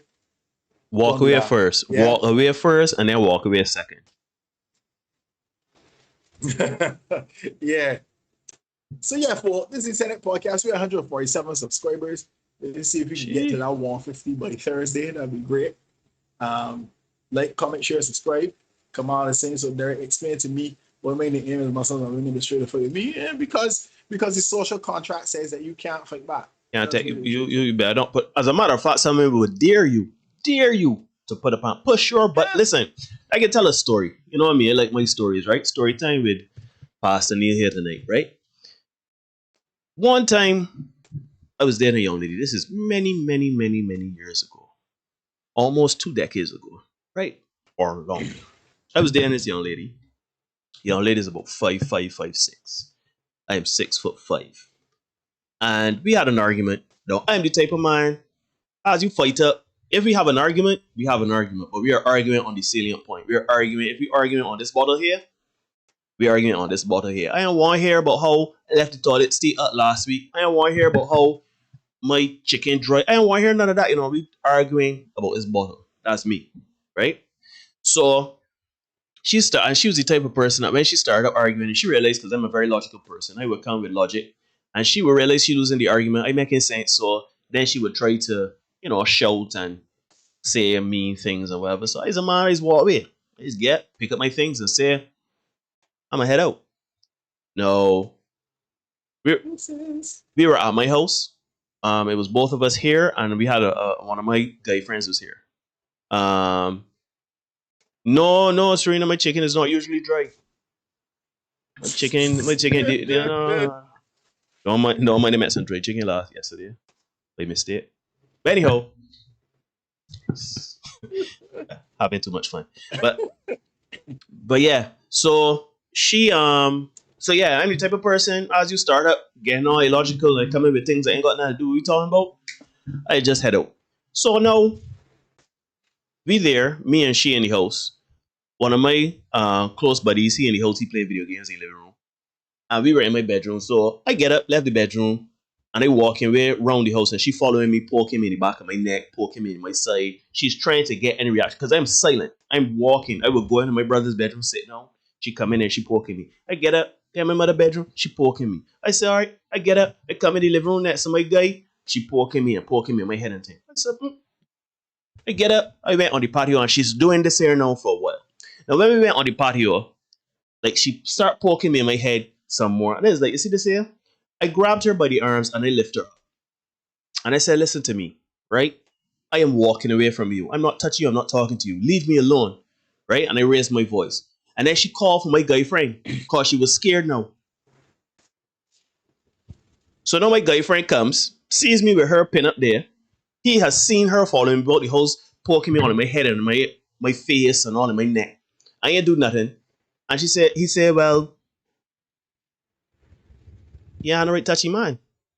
So either you calm down or leave the man alone or go home or something. Left the place. Because really and truly, you at the man place, you provoking the man leaving. The man, Neil is not going to hit you. Neil is not going to trouble you, but you've driven him to the point of grabbing you and lifting you.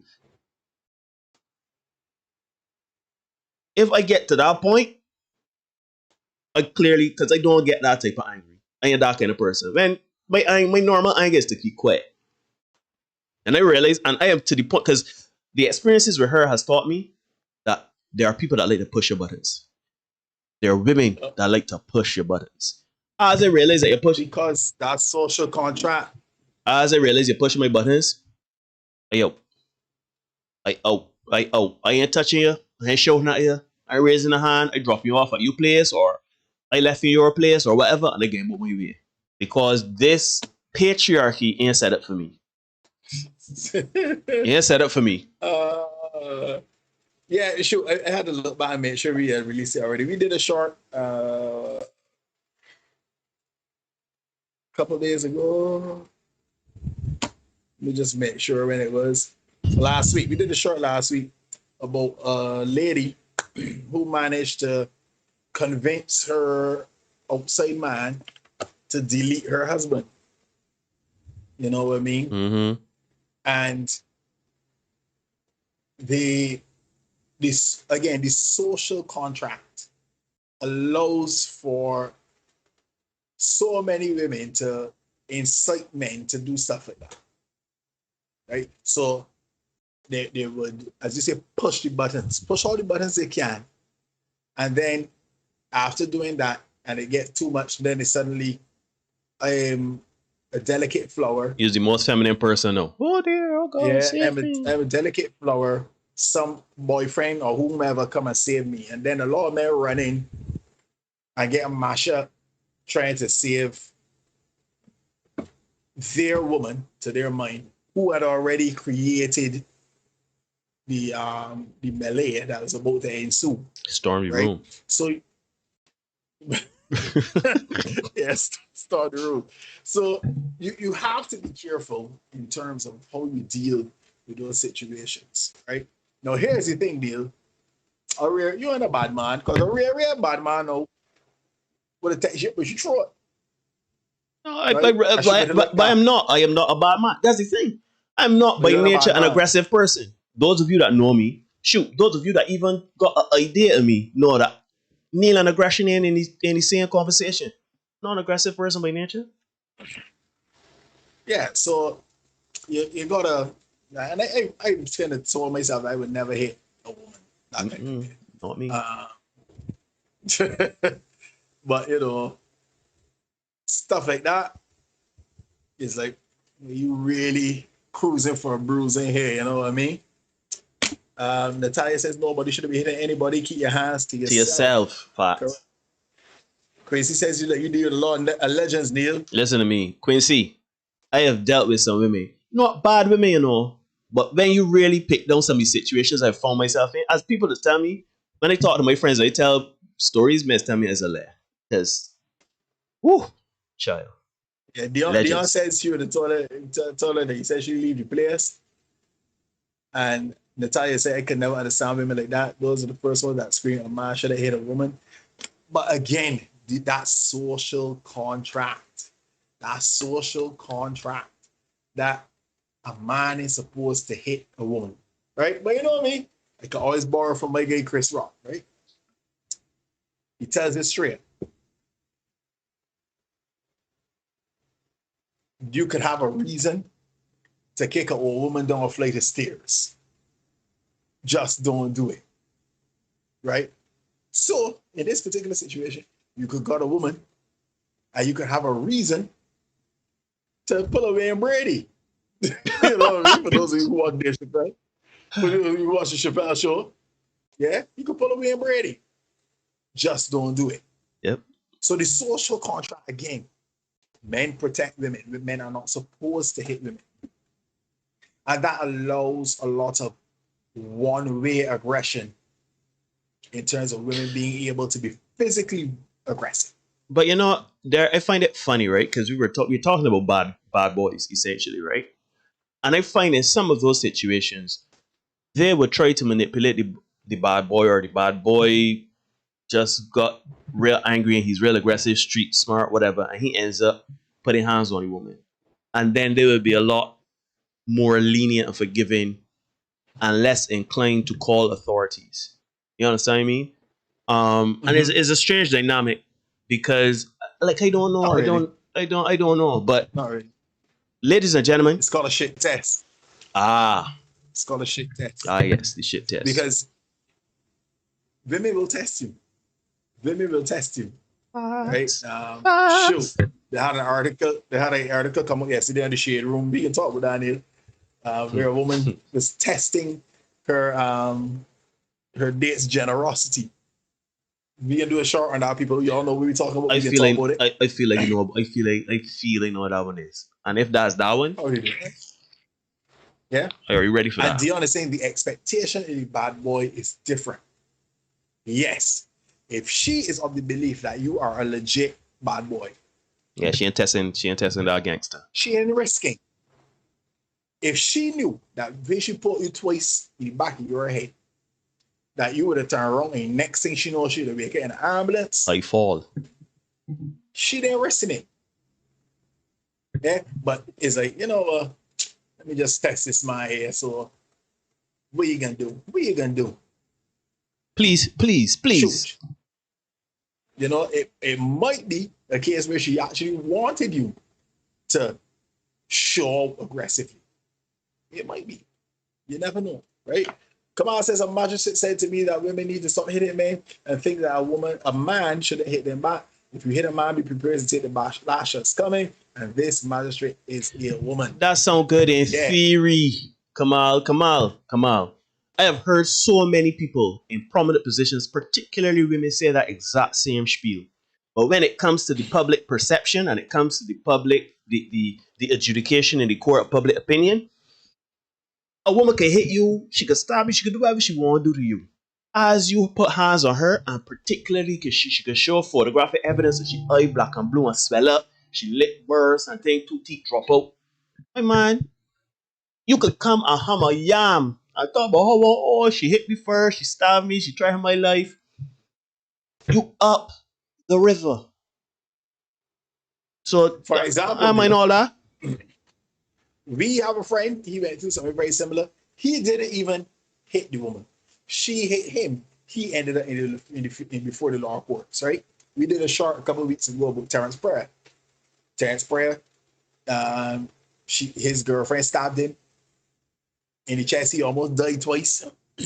Those of you who want to know, you can go back and check the Sonic podcast, check out the videos we got there. That's one of the shorts. You can give that a watch. She stabbed him in the chest. He almost died. He flatlined twice. Almost died twice. Right? They got back together after he came out. They went to a club. She was leaving. He didn't want to leave or something like that. He threw some pumpkins at her car. She pressed charges. Put he in court. No. Here it is. He felt pumpkins. He going up the road. She stabbed him. This idiot and pressed the charges. A journey of a human being. Right? So this is when they come back. They say every week. Sometimes they get Jennifer Hoyt. You must meet people where they are, and sometimes you must leave them there. Fellas, if you girls want bad boys, and you ain't a bad man, you're Will Smith, not Will Smith, nor Martin Lawrence. Yeah, Mike Lowry. You're Will Smith, nor Martin. Shoot, I sir, you might be Will Smith in real life. You know that. Will Smith in real life. Anyhow, that way it is. Shoot, and with regard to the whole physical violence thing.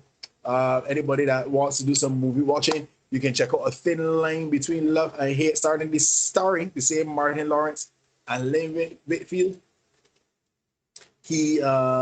Martin's character was trying to hit and quit Lynn Whitfield's character.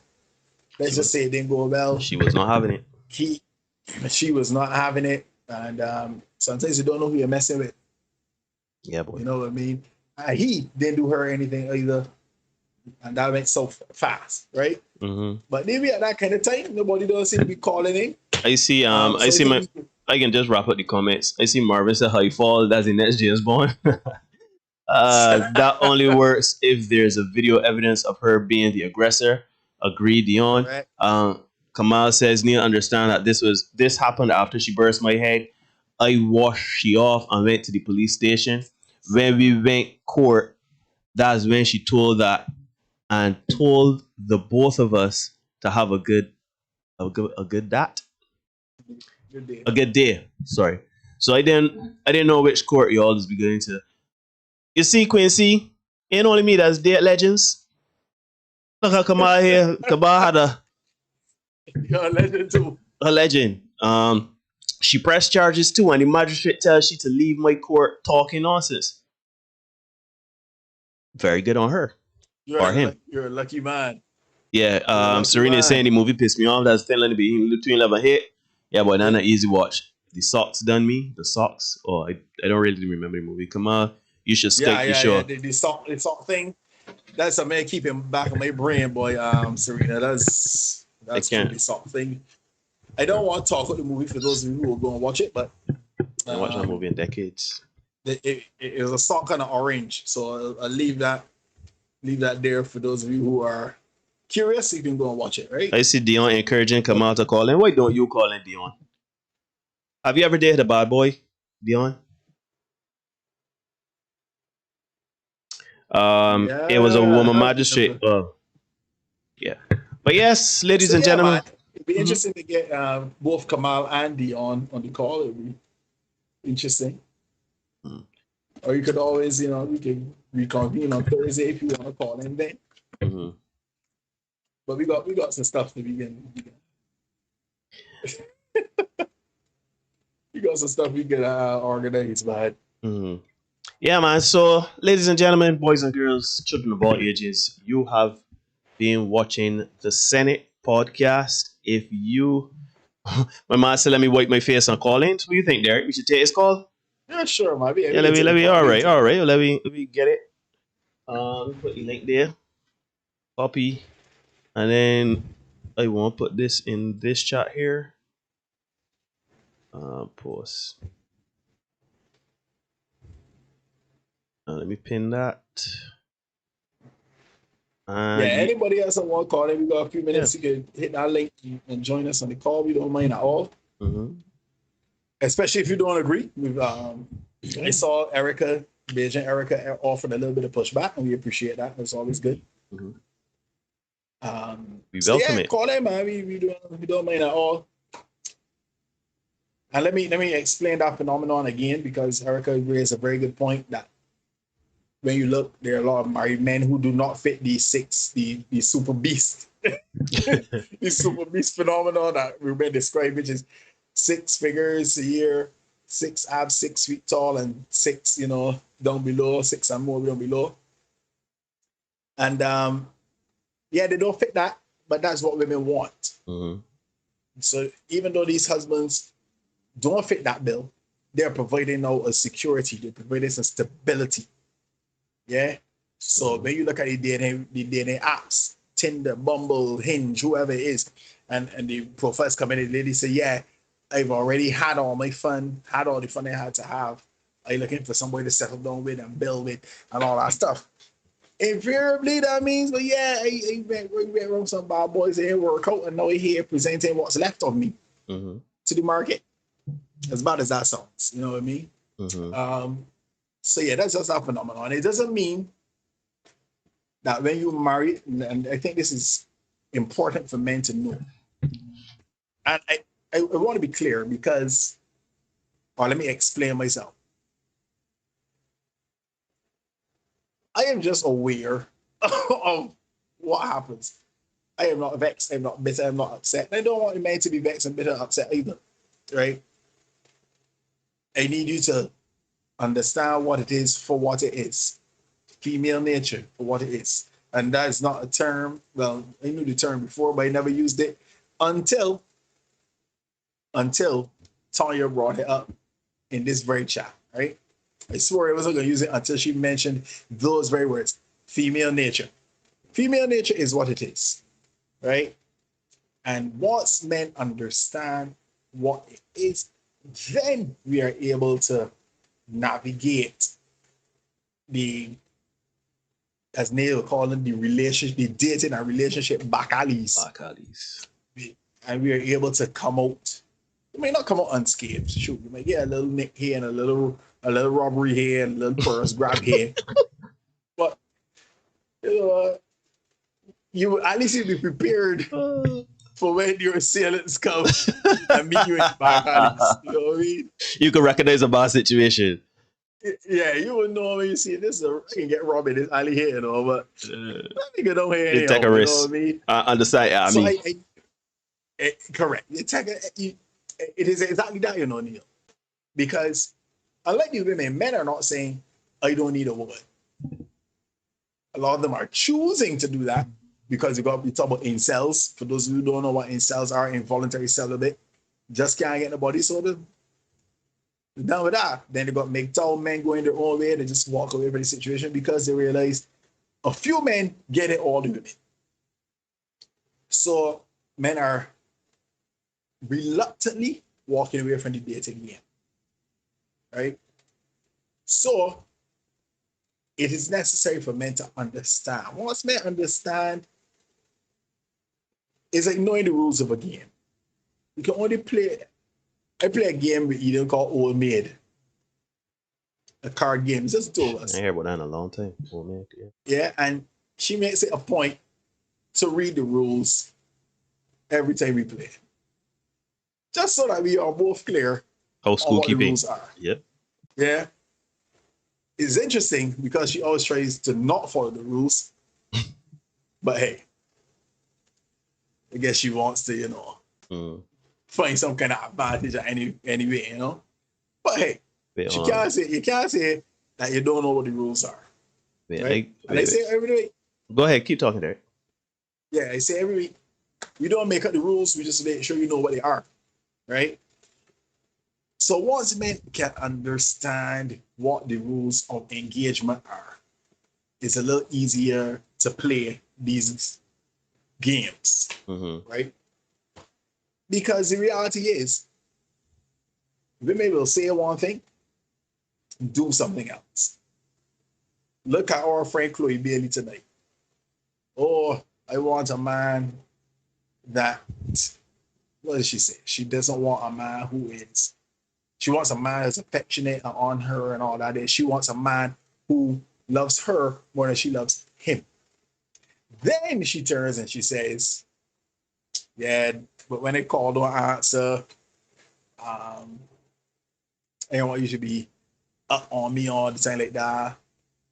Which is it? So the ability to say one thing and do something else, or say one thing one time and say something else another time, that's what it is. once we understand that as men and women, we good to go. Then they need to get vexed. A lot of people say me things, and when they see them, I laugh because it's like, yeah, this is kind of par for the course. Kind of expected this. Wait, No Derek, real surprise. hold on a minute. Kamal, you trying to join? Are you having problems getting onto the call? Because I see you trying to get in, and I'm even trying to call you back, but for some reason, I don't know if you coming and leaving. I don't know. Let me know if you was your what issues you're encountering, so we could get you on the call.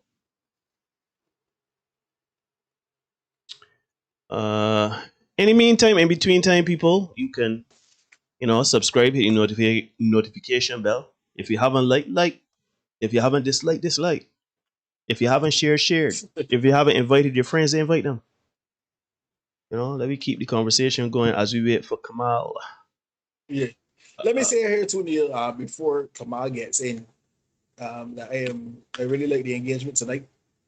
Also happy to see so many people easing in, and Old a and lot new. of names that Old and new. yeah, old and new people easing in. It's always good to be here having the discussion and kind of explaining a couple things and getting some clarity for ourselves as well, because it's necessary. The conversations are necessary, and it's necessary to hear a man's perspective as well. Toya, girl, you can live Kamal? long, because they call your name. Kamal, you can hear me? Must be 3 minutes ago at best. So you can live real long. But yeah, the discussions are important. And not just the stuff that we fed on mainstream media in terms of stuff like the real and stuff like all right, cool. Oprah and just Dr. hold on 1 second and all them things. You coming in with the camera? Is important to have a man's all right, cool. perspective of how we see things and how we process things. So yeah, man. Yeah, if that's what you want. You ready for me, Neil? We got Kamal on the line. We got Kamal on the line. I don't know if he wants to put on his camera or not. If he doesn't, then we will go through.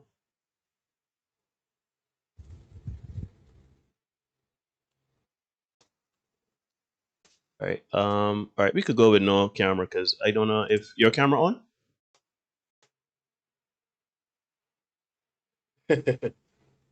Yeah, guys, we just waiting to get Kamal sorted out.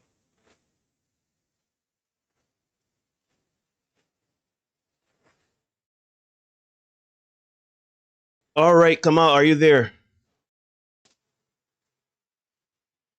Yeah, man, what's up? Showed up. Kamal, so yes, sir. Tell us where you got to. Well, you talk, Quincy was talking about legends. Tell us about some of your stories, man.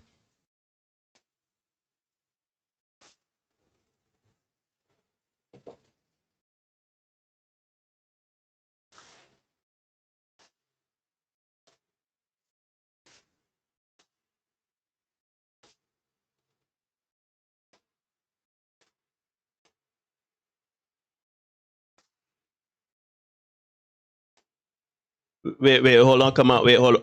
They say they ain't hearing you. Let me see, why is that? Yeah, let me figure this out. Hold on 1 second.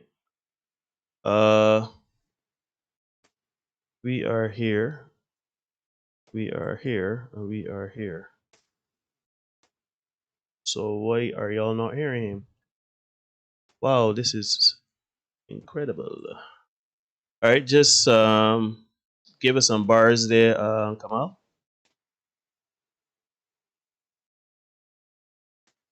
All right, cool. Okay.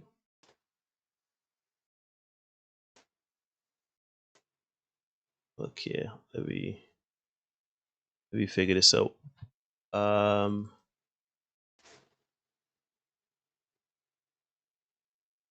Can y'all hear him? Testing 1, 2, 3. What about you? Keep talking, come on. Just keep talking. Let me try to figure this out.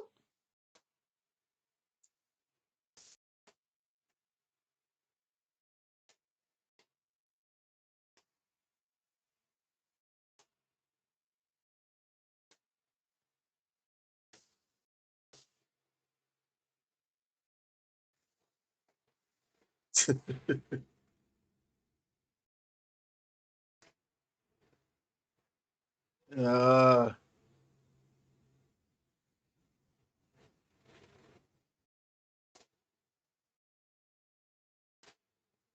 Wait, come on, hold on one quick minute. I gotta figure this out, man.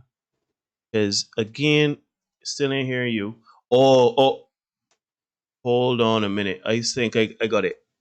All right, come on, go ahead. Let me hear you. All right, you can hear me now. Everybody can still hear me, right? I will. Let me see. Let it. Everybody can hear me now. Yeah. Well. okay, we got something. We cranking. My fault, people. Go ahead. Come on. Feel like a monkey with a gun. So, so the whole topic of legends, right? I will go back to what you said a little earlier. We would have encountered scenarios with women that, you know, that they will come and they will want to get physical, and these are the women that you probably like the most, that you probably would have loved the most, and you would have taken a lot of time and effort to really, you know, want this woman to see how much you care about her, that kind of stuff, and women is still coming with that crap. I mean, like, you would probably have never pushed any physical vibe with this woman whatsoever, any argument that y'all would have had, and she would just take it upon herself to decide that that's what she wants to do. She chose violence. I have an example. That's what I meant.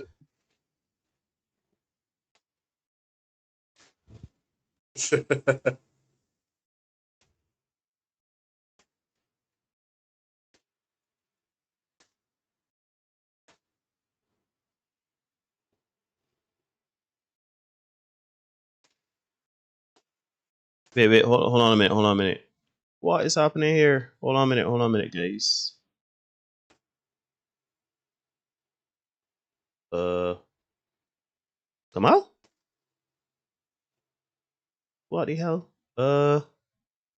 Just give me a second here, cause what? He going. What?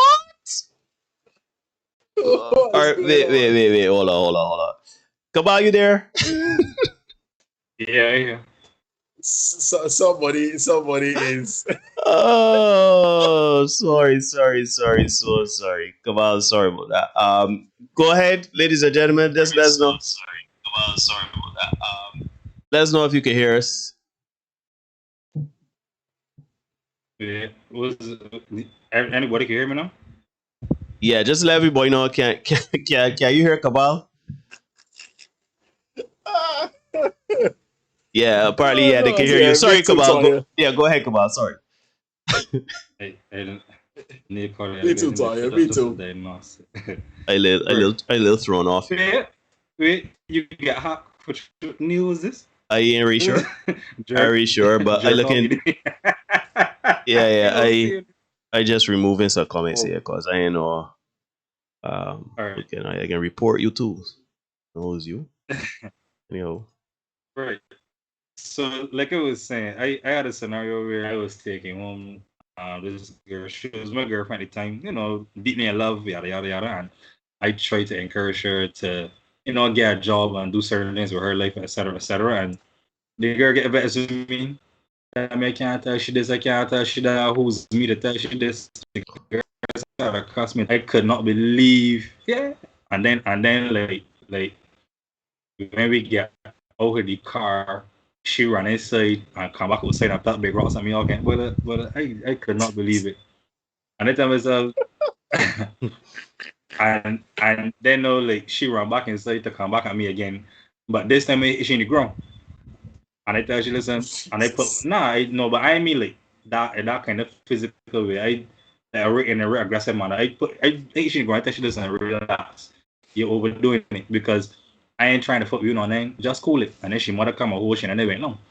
You know, and that was one of the times where like it wasn't necessary. And then she come back to me eventually and apologize and tell me, you know, she wasn't right in mind and yada yada yada, but I ain't how to get to that. Yeah, you know, did it. I try to encourage you to better your life. You know what I mean? And then there was another one. No, well, this one was a little outrageous. because it was kind of my fault. I said there was another one. Yeah, it was kind of my fault. I pressed buttons. But I can't say press buttons. She provoked me to the point where I actually told her the truth about certain things that she didn't really need to know about.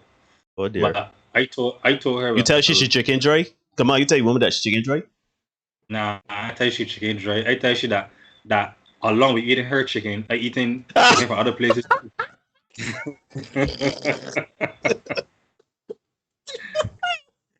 Big, nah, but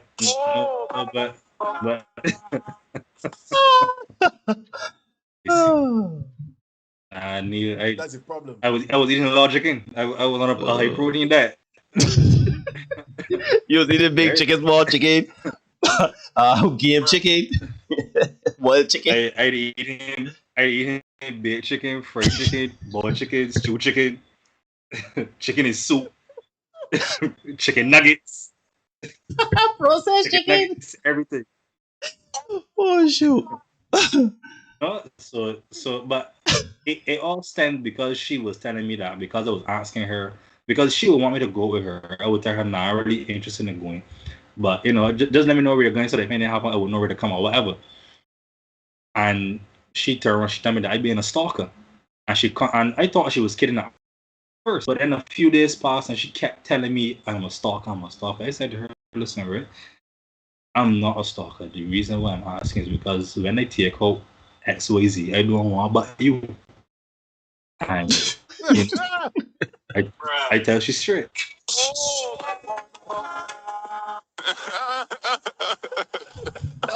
Stop the cow. She get vexed.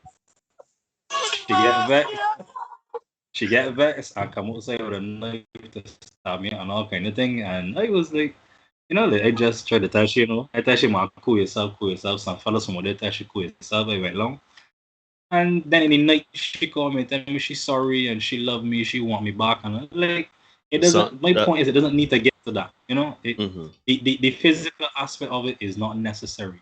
Like, we could sit down, we could talk like adults, and we could probably get 99% of any situation resolved, because we're big adults. I ain't gonna go and deal with a girl that's 15 years old that ain't got a clue about anything about a relationship.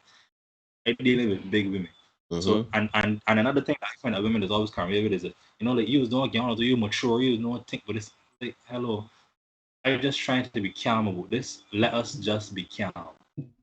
Like, some women just don't understand that it doesn't take the physical part of it.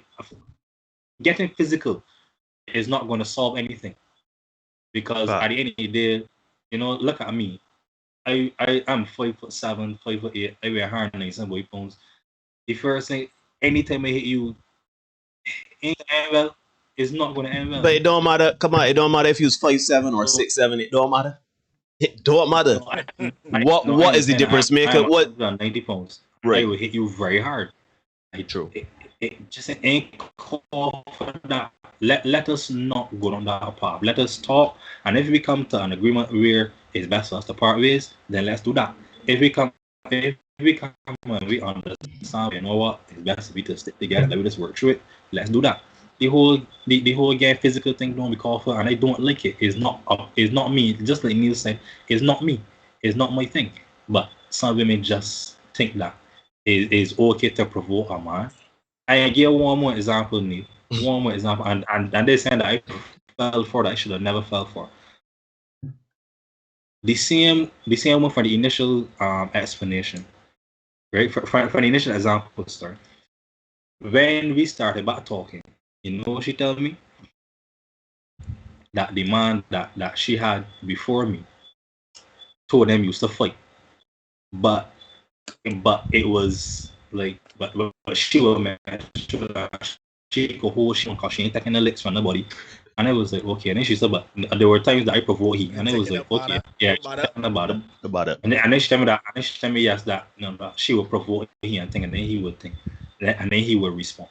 Then the man before she used to provoke he too, but he didn't used to respond. He just used to get up and walk away, and she would follow him and keep provoking him, and he would just keep walking. Wait, come on, how long ago this was? Because well, no, we never used to fight. so it can't be me. All right, sorry. Sorry.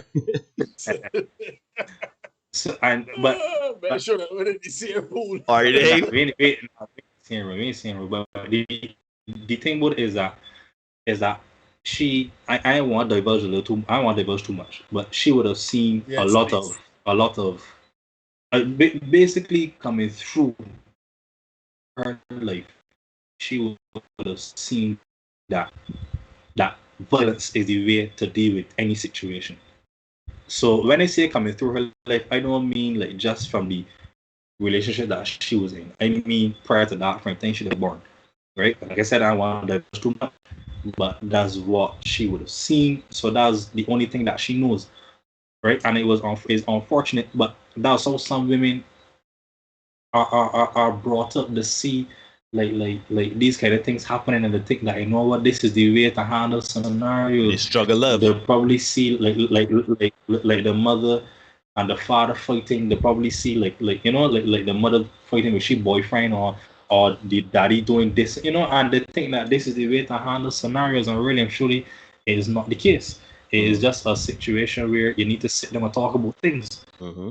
But a lot of people don't know how to sit down and talk about things without getting emotionally attached to the scenario to the point that you want to get physical. Because like I tell any woman that I tell any woman that I have, I don't like arguing. You know why I don't like arguing? Because that's take away from the time that we could be having sex. Straight up. I tell them so. Listen, I want you to say that again. Please. Say that again. I tell women that any woman that I looking to meet my girlfriend, I tell them I do not like arguing, because when we argue, it takes time away. It takes time away from the time that we could be having sex. Long and short of I am. It doesn't listen. It doesn't make sense arguing with me. You could be here hugging up on the chair, lying and watching TV, and doing all kind of other things. It don't make sense. Why you argue for and get a bit vexed and you turn so, I turn so. I want that way 2 o'clock in the morning. Come, I can pull at you and you can respond. 2:37. You don't know what time. 2:37, man. You understand what I'm saying? It doesn't make sense to be arguing. So let me deal with it here now and then. Get out of the way so that when we get to bed, anything can happen after that. No, come on. Let me ask you a question. Let me ask you a couple questions here. One, you sound like a man. You're in your 30s, 40s. How you ain't gonna give the age, but what demographic you will fall into? I was a old 31. The old 31. Okay, so then my knees and my back is hurting me real bad. Oh yeah, but par for the course. But let me ask you another question now, right? You obviously would have had all of these experiences, and you would have hopefully learned from them. Would you say that you have gleaned certain things, or because I see Charmaine was in the chat saying that that you would have learned from these experiences, you would say that going forward you chose a little better, right? You know when to look for the red flags. You see, that's the thing, right? And that's the thing about life, right? It's not like y'all laughing, right? It's not like laughing, right? What happened was but this is the thing about life. No, any story that start with what happened was is beer crap. Agreed. A lot of nonsense happened in that story. Agreed. Never ends well, right? But when it comes to red flags, right? I can be real about this. We men, we see what we want to see.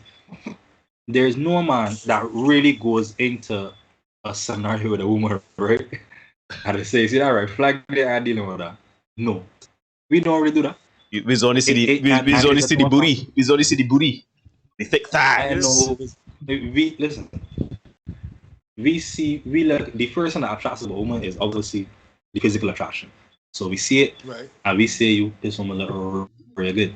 Unless she open she mouth and she got 2 teeth, we like she. Leave what I tell you. We like she and we pursue it.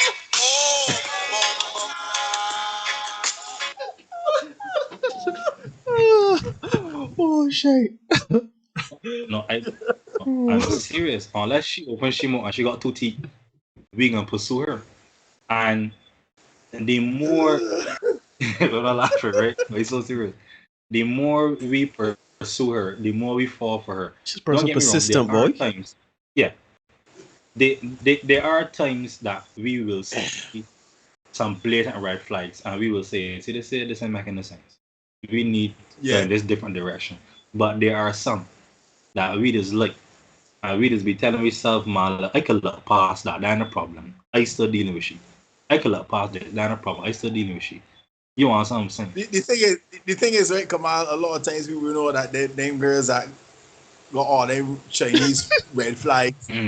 We kind of think, you know, man, they say this. We know that action can be good. As you said, them is the girls that we love the most. Yeah. Right? Because we know when we get with them girls that they're gonna be out there, they're gonna be adventurous in the bed, and they're gonna be a lot of fun to be around. But then on the flip side, you gotta deal with, you know, that drama. The crazy. You gotta deal with the crazy. You gotta deal with the crazy. It is a fact. And being honest. Kamal, before you continue, tell you to click the link. tell you click the link. The best girls in the world, click the link. Don't click on the air boss. Everybody you copy, don't do that here. I did. No, I Skype on the computer and I read the comments in the chat on my phone. Oh, okay. So you see how the answer that I might want red flag, I got off like that. But you know, but honestly, she's right. Most of us men are our own red flag because we see signs of these things and we don't pay them mind. I can give you a perfect example, and they sent actually a doc from that same day when I saw this. There was and listen, funny enough, this got to do with chicken. Funny enough, right there, this got to do with chicken. I know this got to do with chicken. Funny, just like actual chicken, or this Kamal's chicken. Actual baked chicken. I kid you not.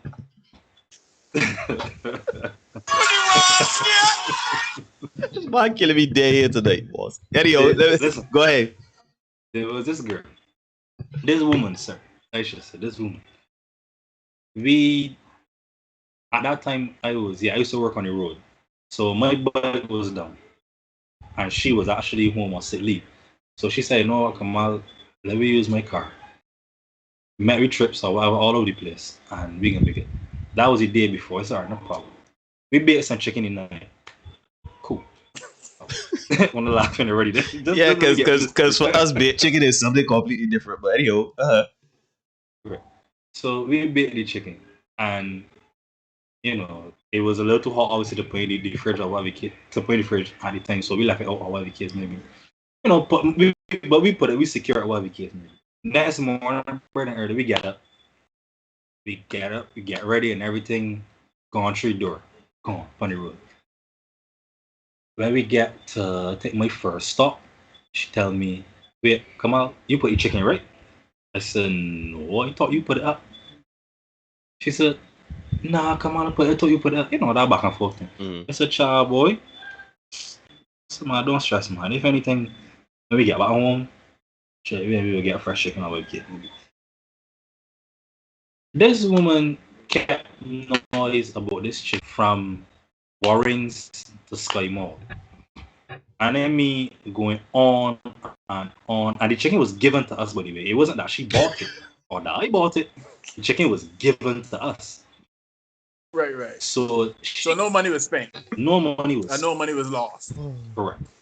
And we ate some chicken the night before, so we actually gained. It was actually a slight profit.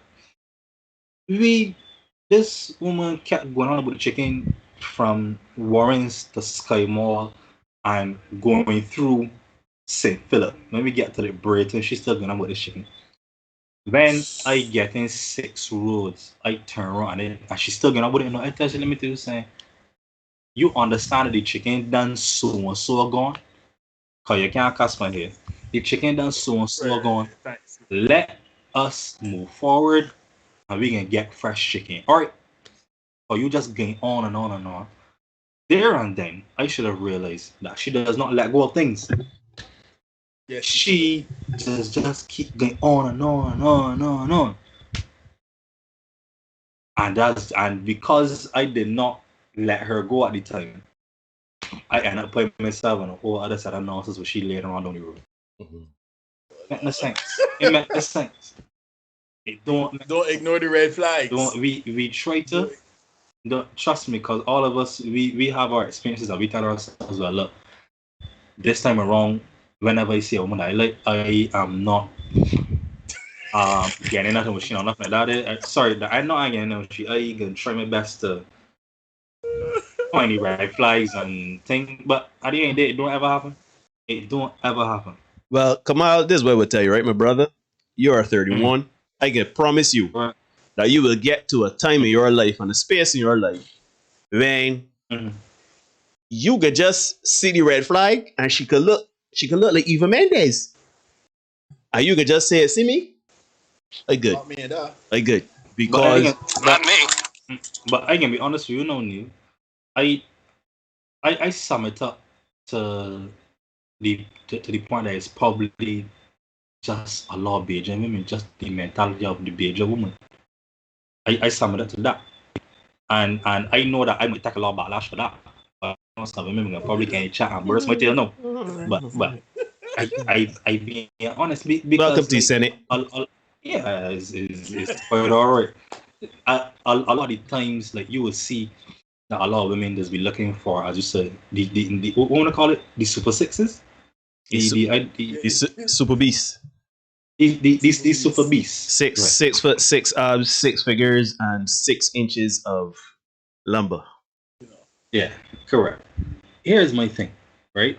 And as you already said before, women are not looking for a character in a man. When it comes, a lot of the times, women are just be looking for what he might have or what he does not have, or what the case may be.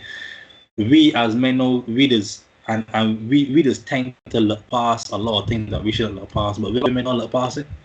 Women, and I mean, most of us that are watching the Senate are Bajans, so we deal with Bajan women, the Bajan men, whatever the case may be.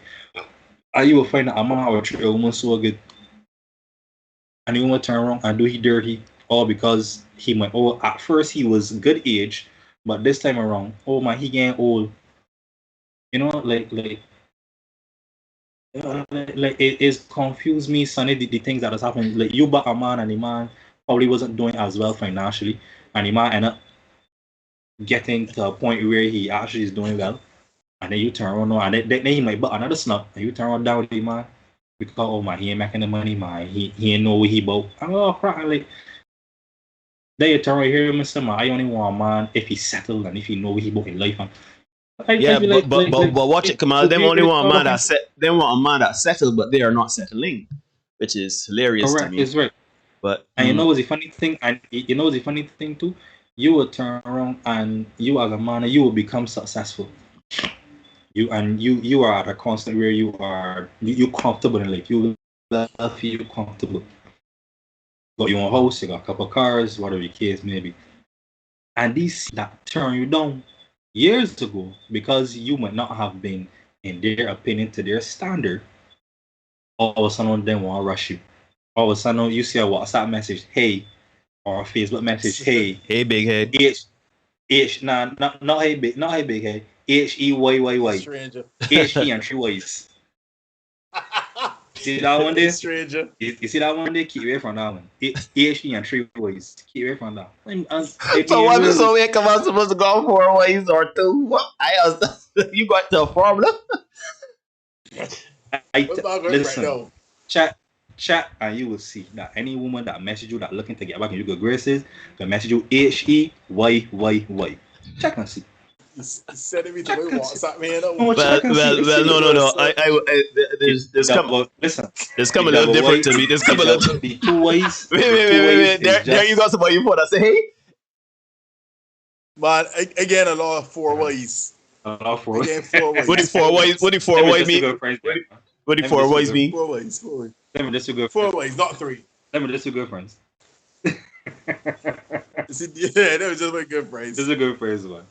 Yeah, but what Dion's saying is that you may have a type. A lot of people infer that you may have a type. You got to try eating beef, start eating chicken, especially be chicken. I would say this, Kamal. We really do appreciate your contribution, and I mean, yes, we've all had very, very, very messed up experiences with women, right? I mean, especially the older you get, well, when you get to me at their age, boy, we can't wait to have that conversation. Neil, I can cut you because I don't want the women to feel left out. A lot of women have had messed up experiences with men too. Oh, no doubt. Right? Because I have had some women come to me and tell me some things that blow my mind. I mean, that I could not believe that there are some men that actually do these things to women. I'm serious. I mean, like, I know, like, I mean, sorry to cut you, Neil, but I know there was this woman that told me that she had just given birth to her and her husband's baby boy. And he would come home every morning at 4:30 after writing book with the boys. So what? You serious?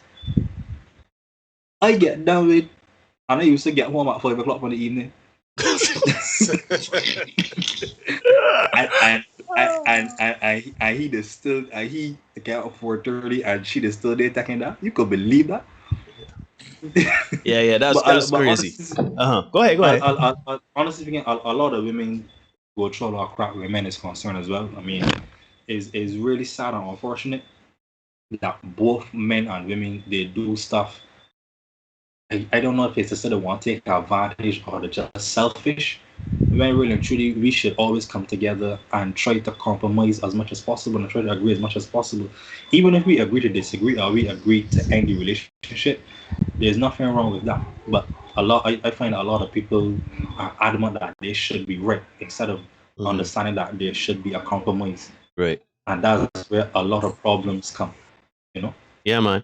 Anyhow, Kamal, thank you so very much for your contribution. Boss, you are hilarious. We definitely gonna have some more of your contributions, especially if you're talking about stories. We want to hear, before you go, Kamal, I just want to make sure, I want to hear a woman's story. I want to hear a woman's story of, I just want to hear if you have pushed a man buttons, has a man pushed your buttons, please call in and let me get a conversation. But yeah, Kamal, what you were saying? You, Tanya, I don't have a woman at this present moment, no. but you want to hear a story, another story? I hear you. No. He was saying want the women to call in. Man, no women ain't gonna call in and tell no stories. I highly doubt that. Yeah, but thank you very much for your contribution, Kamal. All I can tell you, my advice to you, my brother, is I can tell you in 10 years' time, when you get to be at their age, you ain't gonna be, you trust me, they could look as good as whatever. Behind all out, breasts all up in the air, thighs like two bait chicken for real. And you're gonna look at them, and as you see a red flag, shoot, you might not even see the flag might be a half mast. You can just keep it pushing. So I would just say, she shooting, she shot, boy. Do things, Tanya. Do things. Go forward, Kamal. all I'm saying is any marriages that are born out of the Senate, we got to get an invite to the wedding. That's all they said to that. I want invite to the wedding. I want to eat on an occasion. Yeah, I want to eat some chicken at a wedding. Hope it ain't dry, cause I know I guess the same. Anyhow, Kamal, thanks a lot. I can see if thanks, Kamal, man. Yeah, thanks for joining us and thanks for the engagement.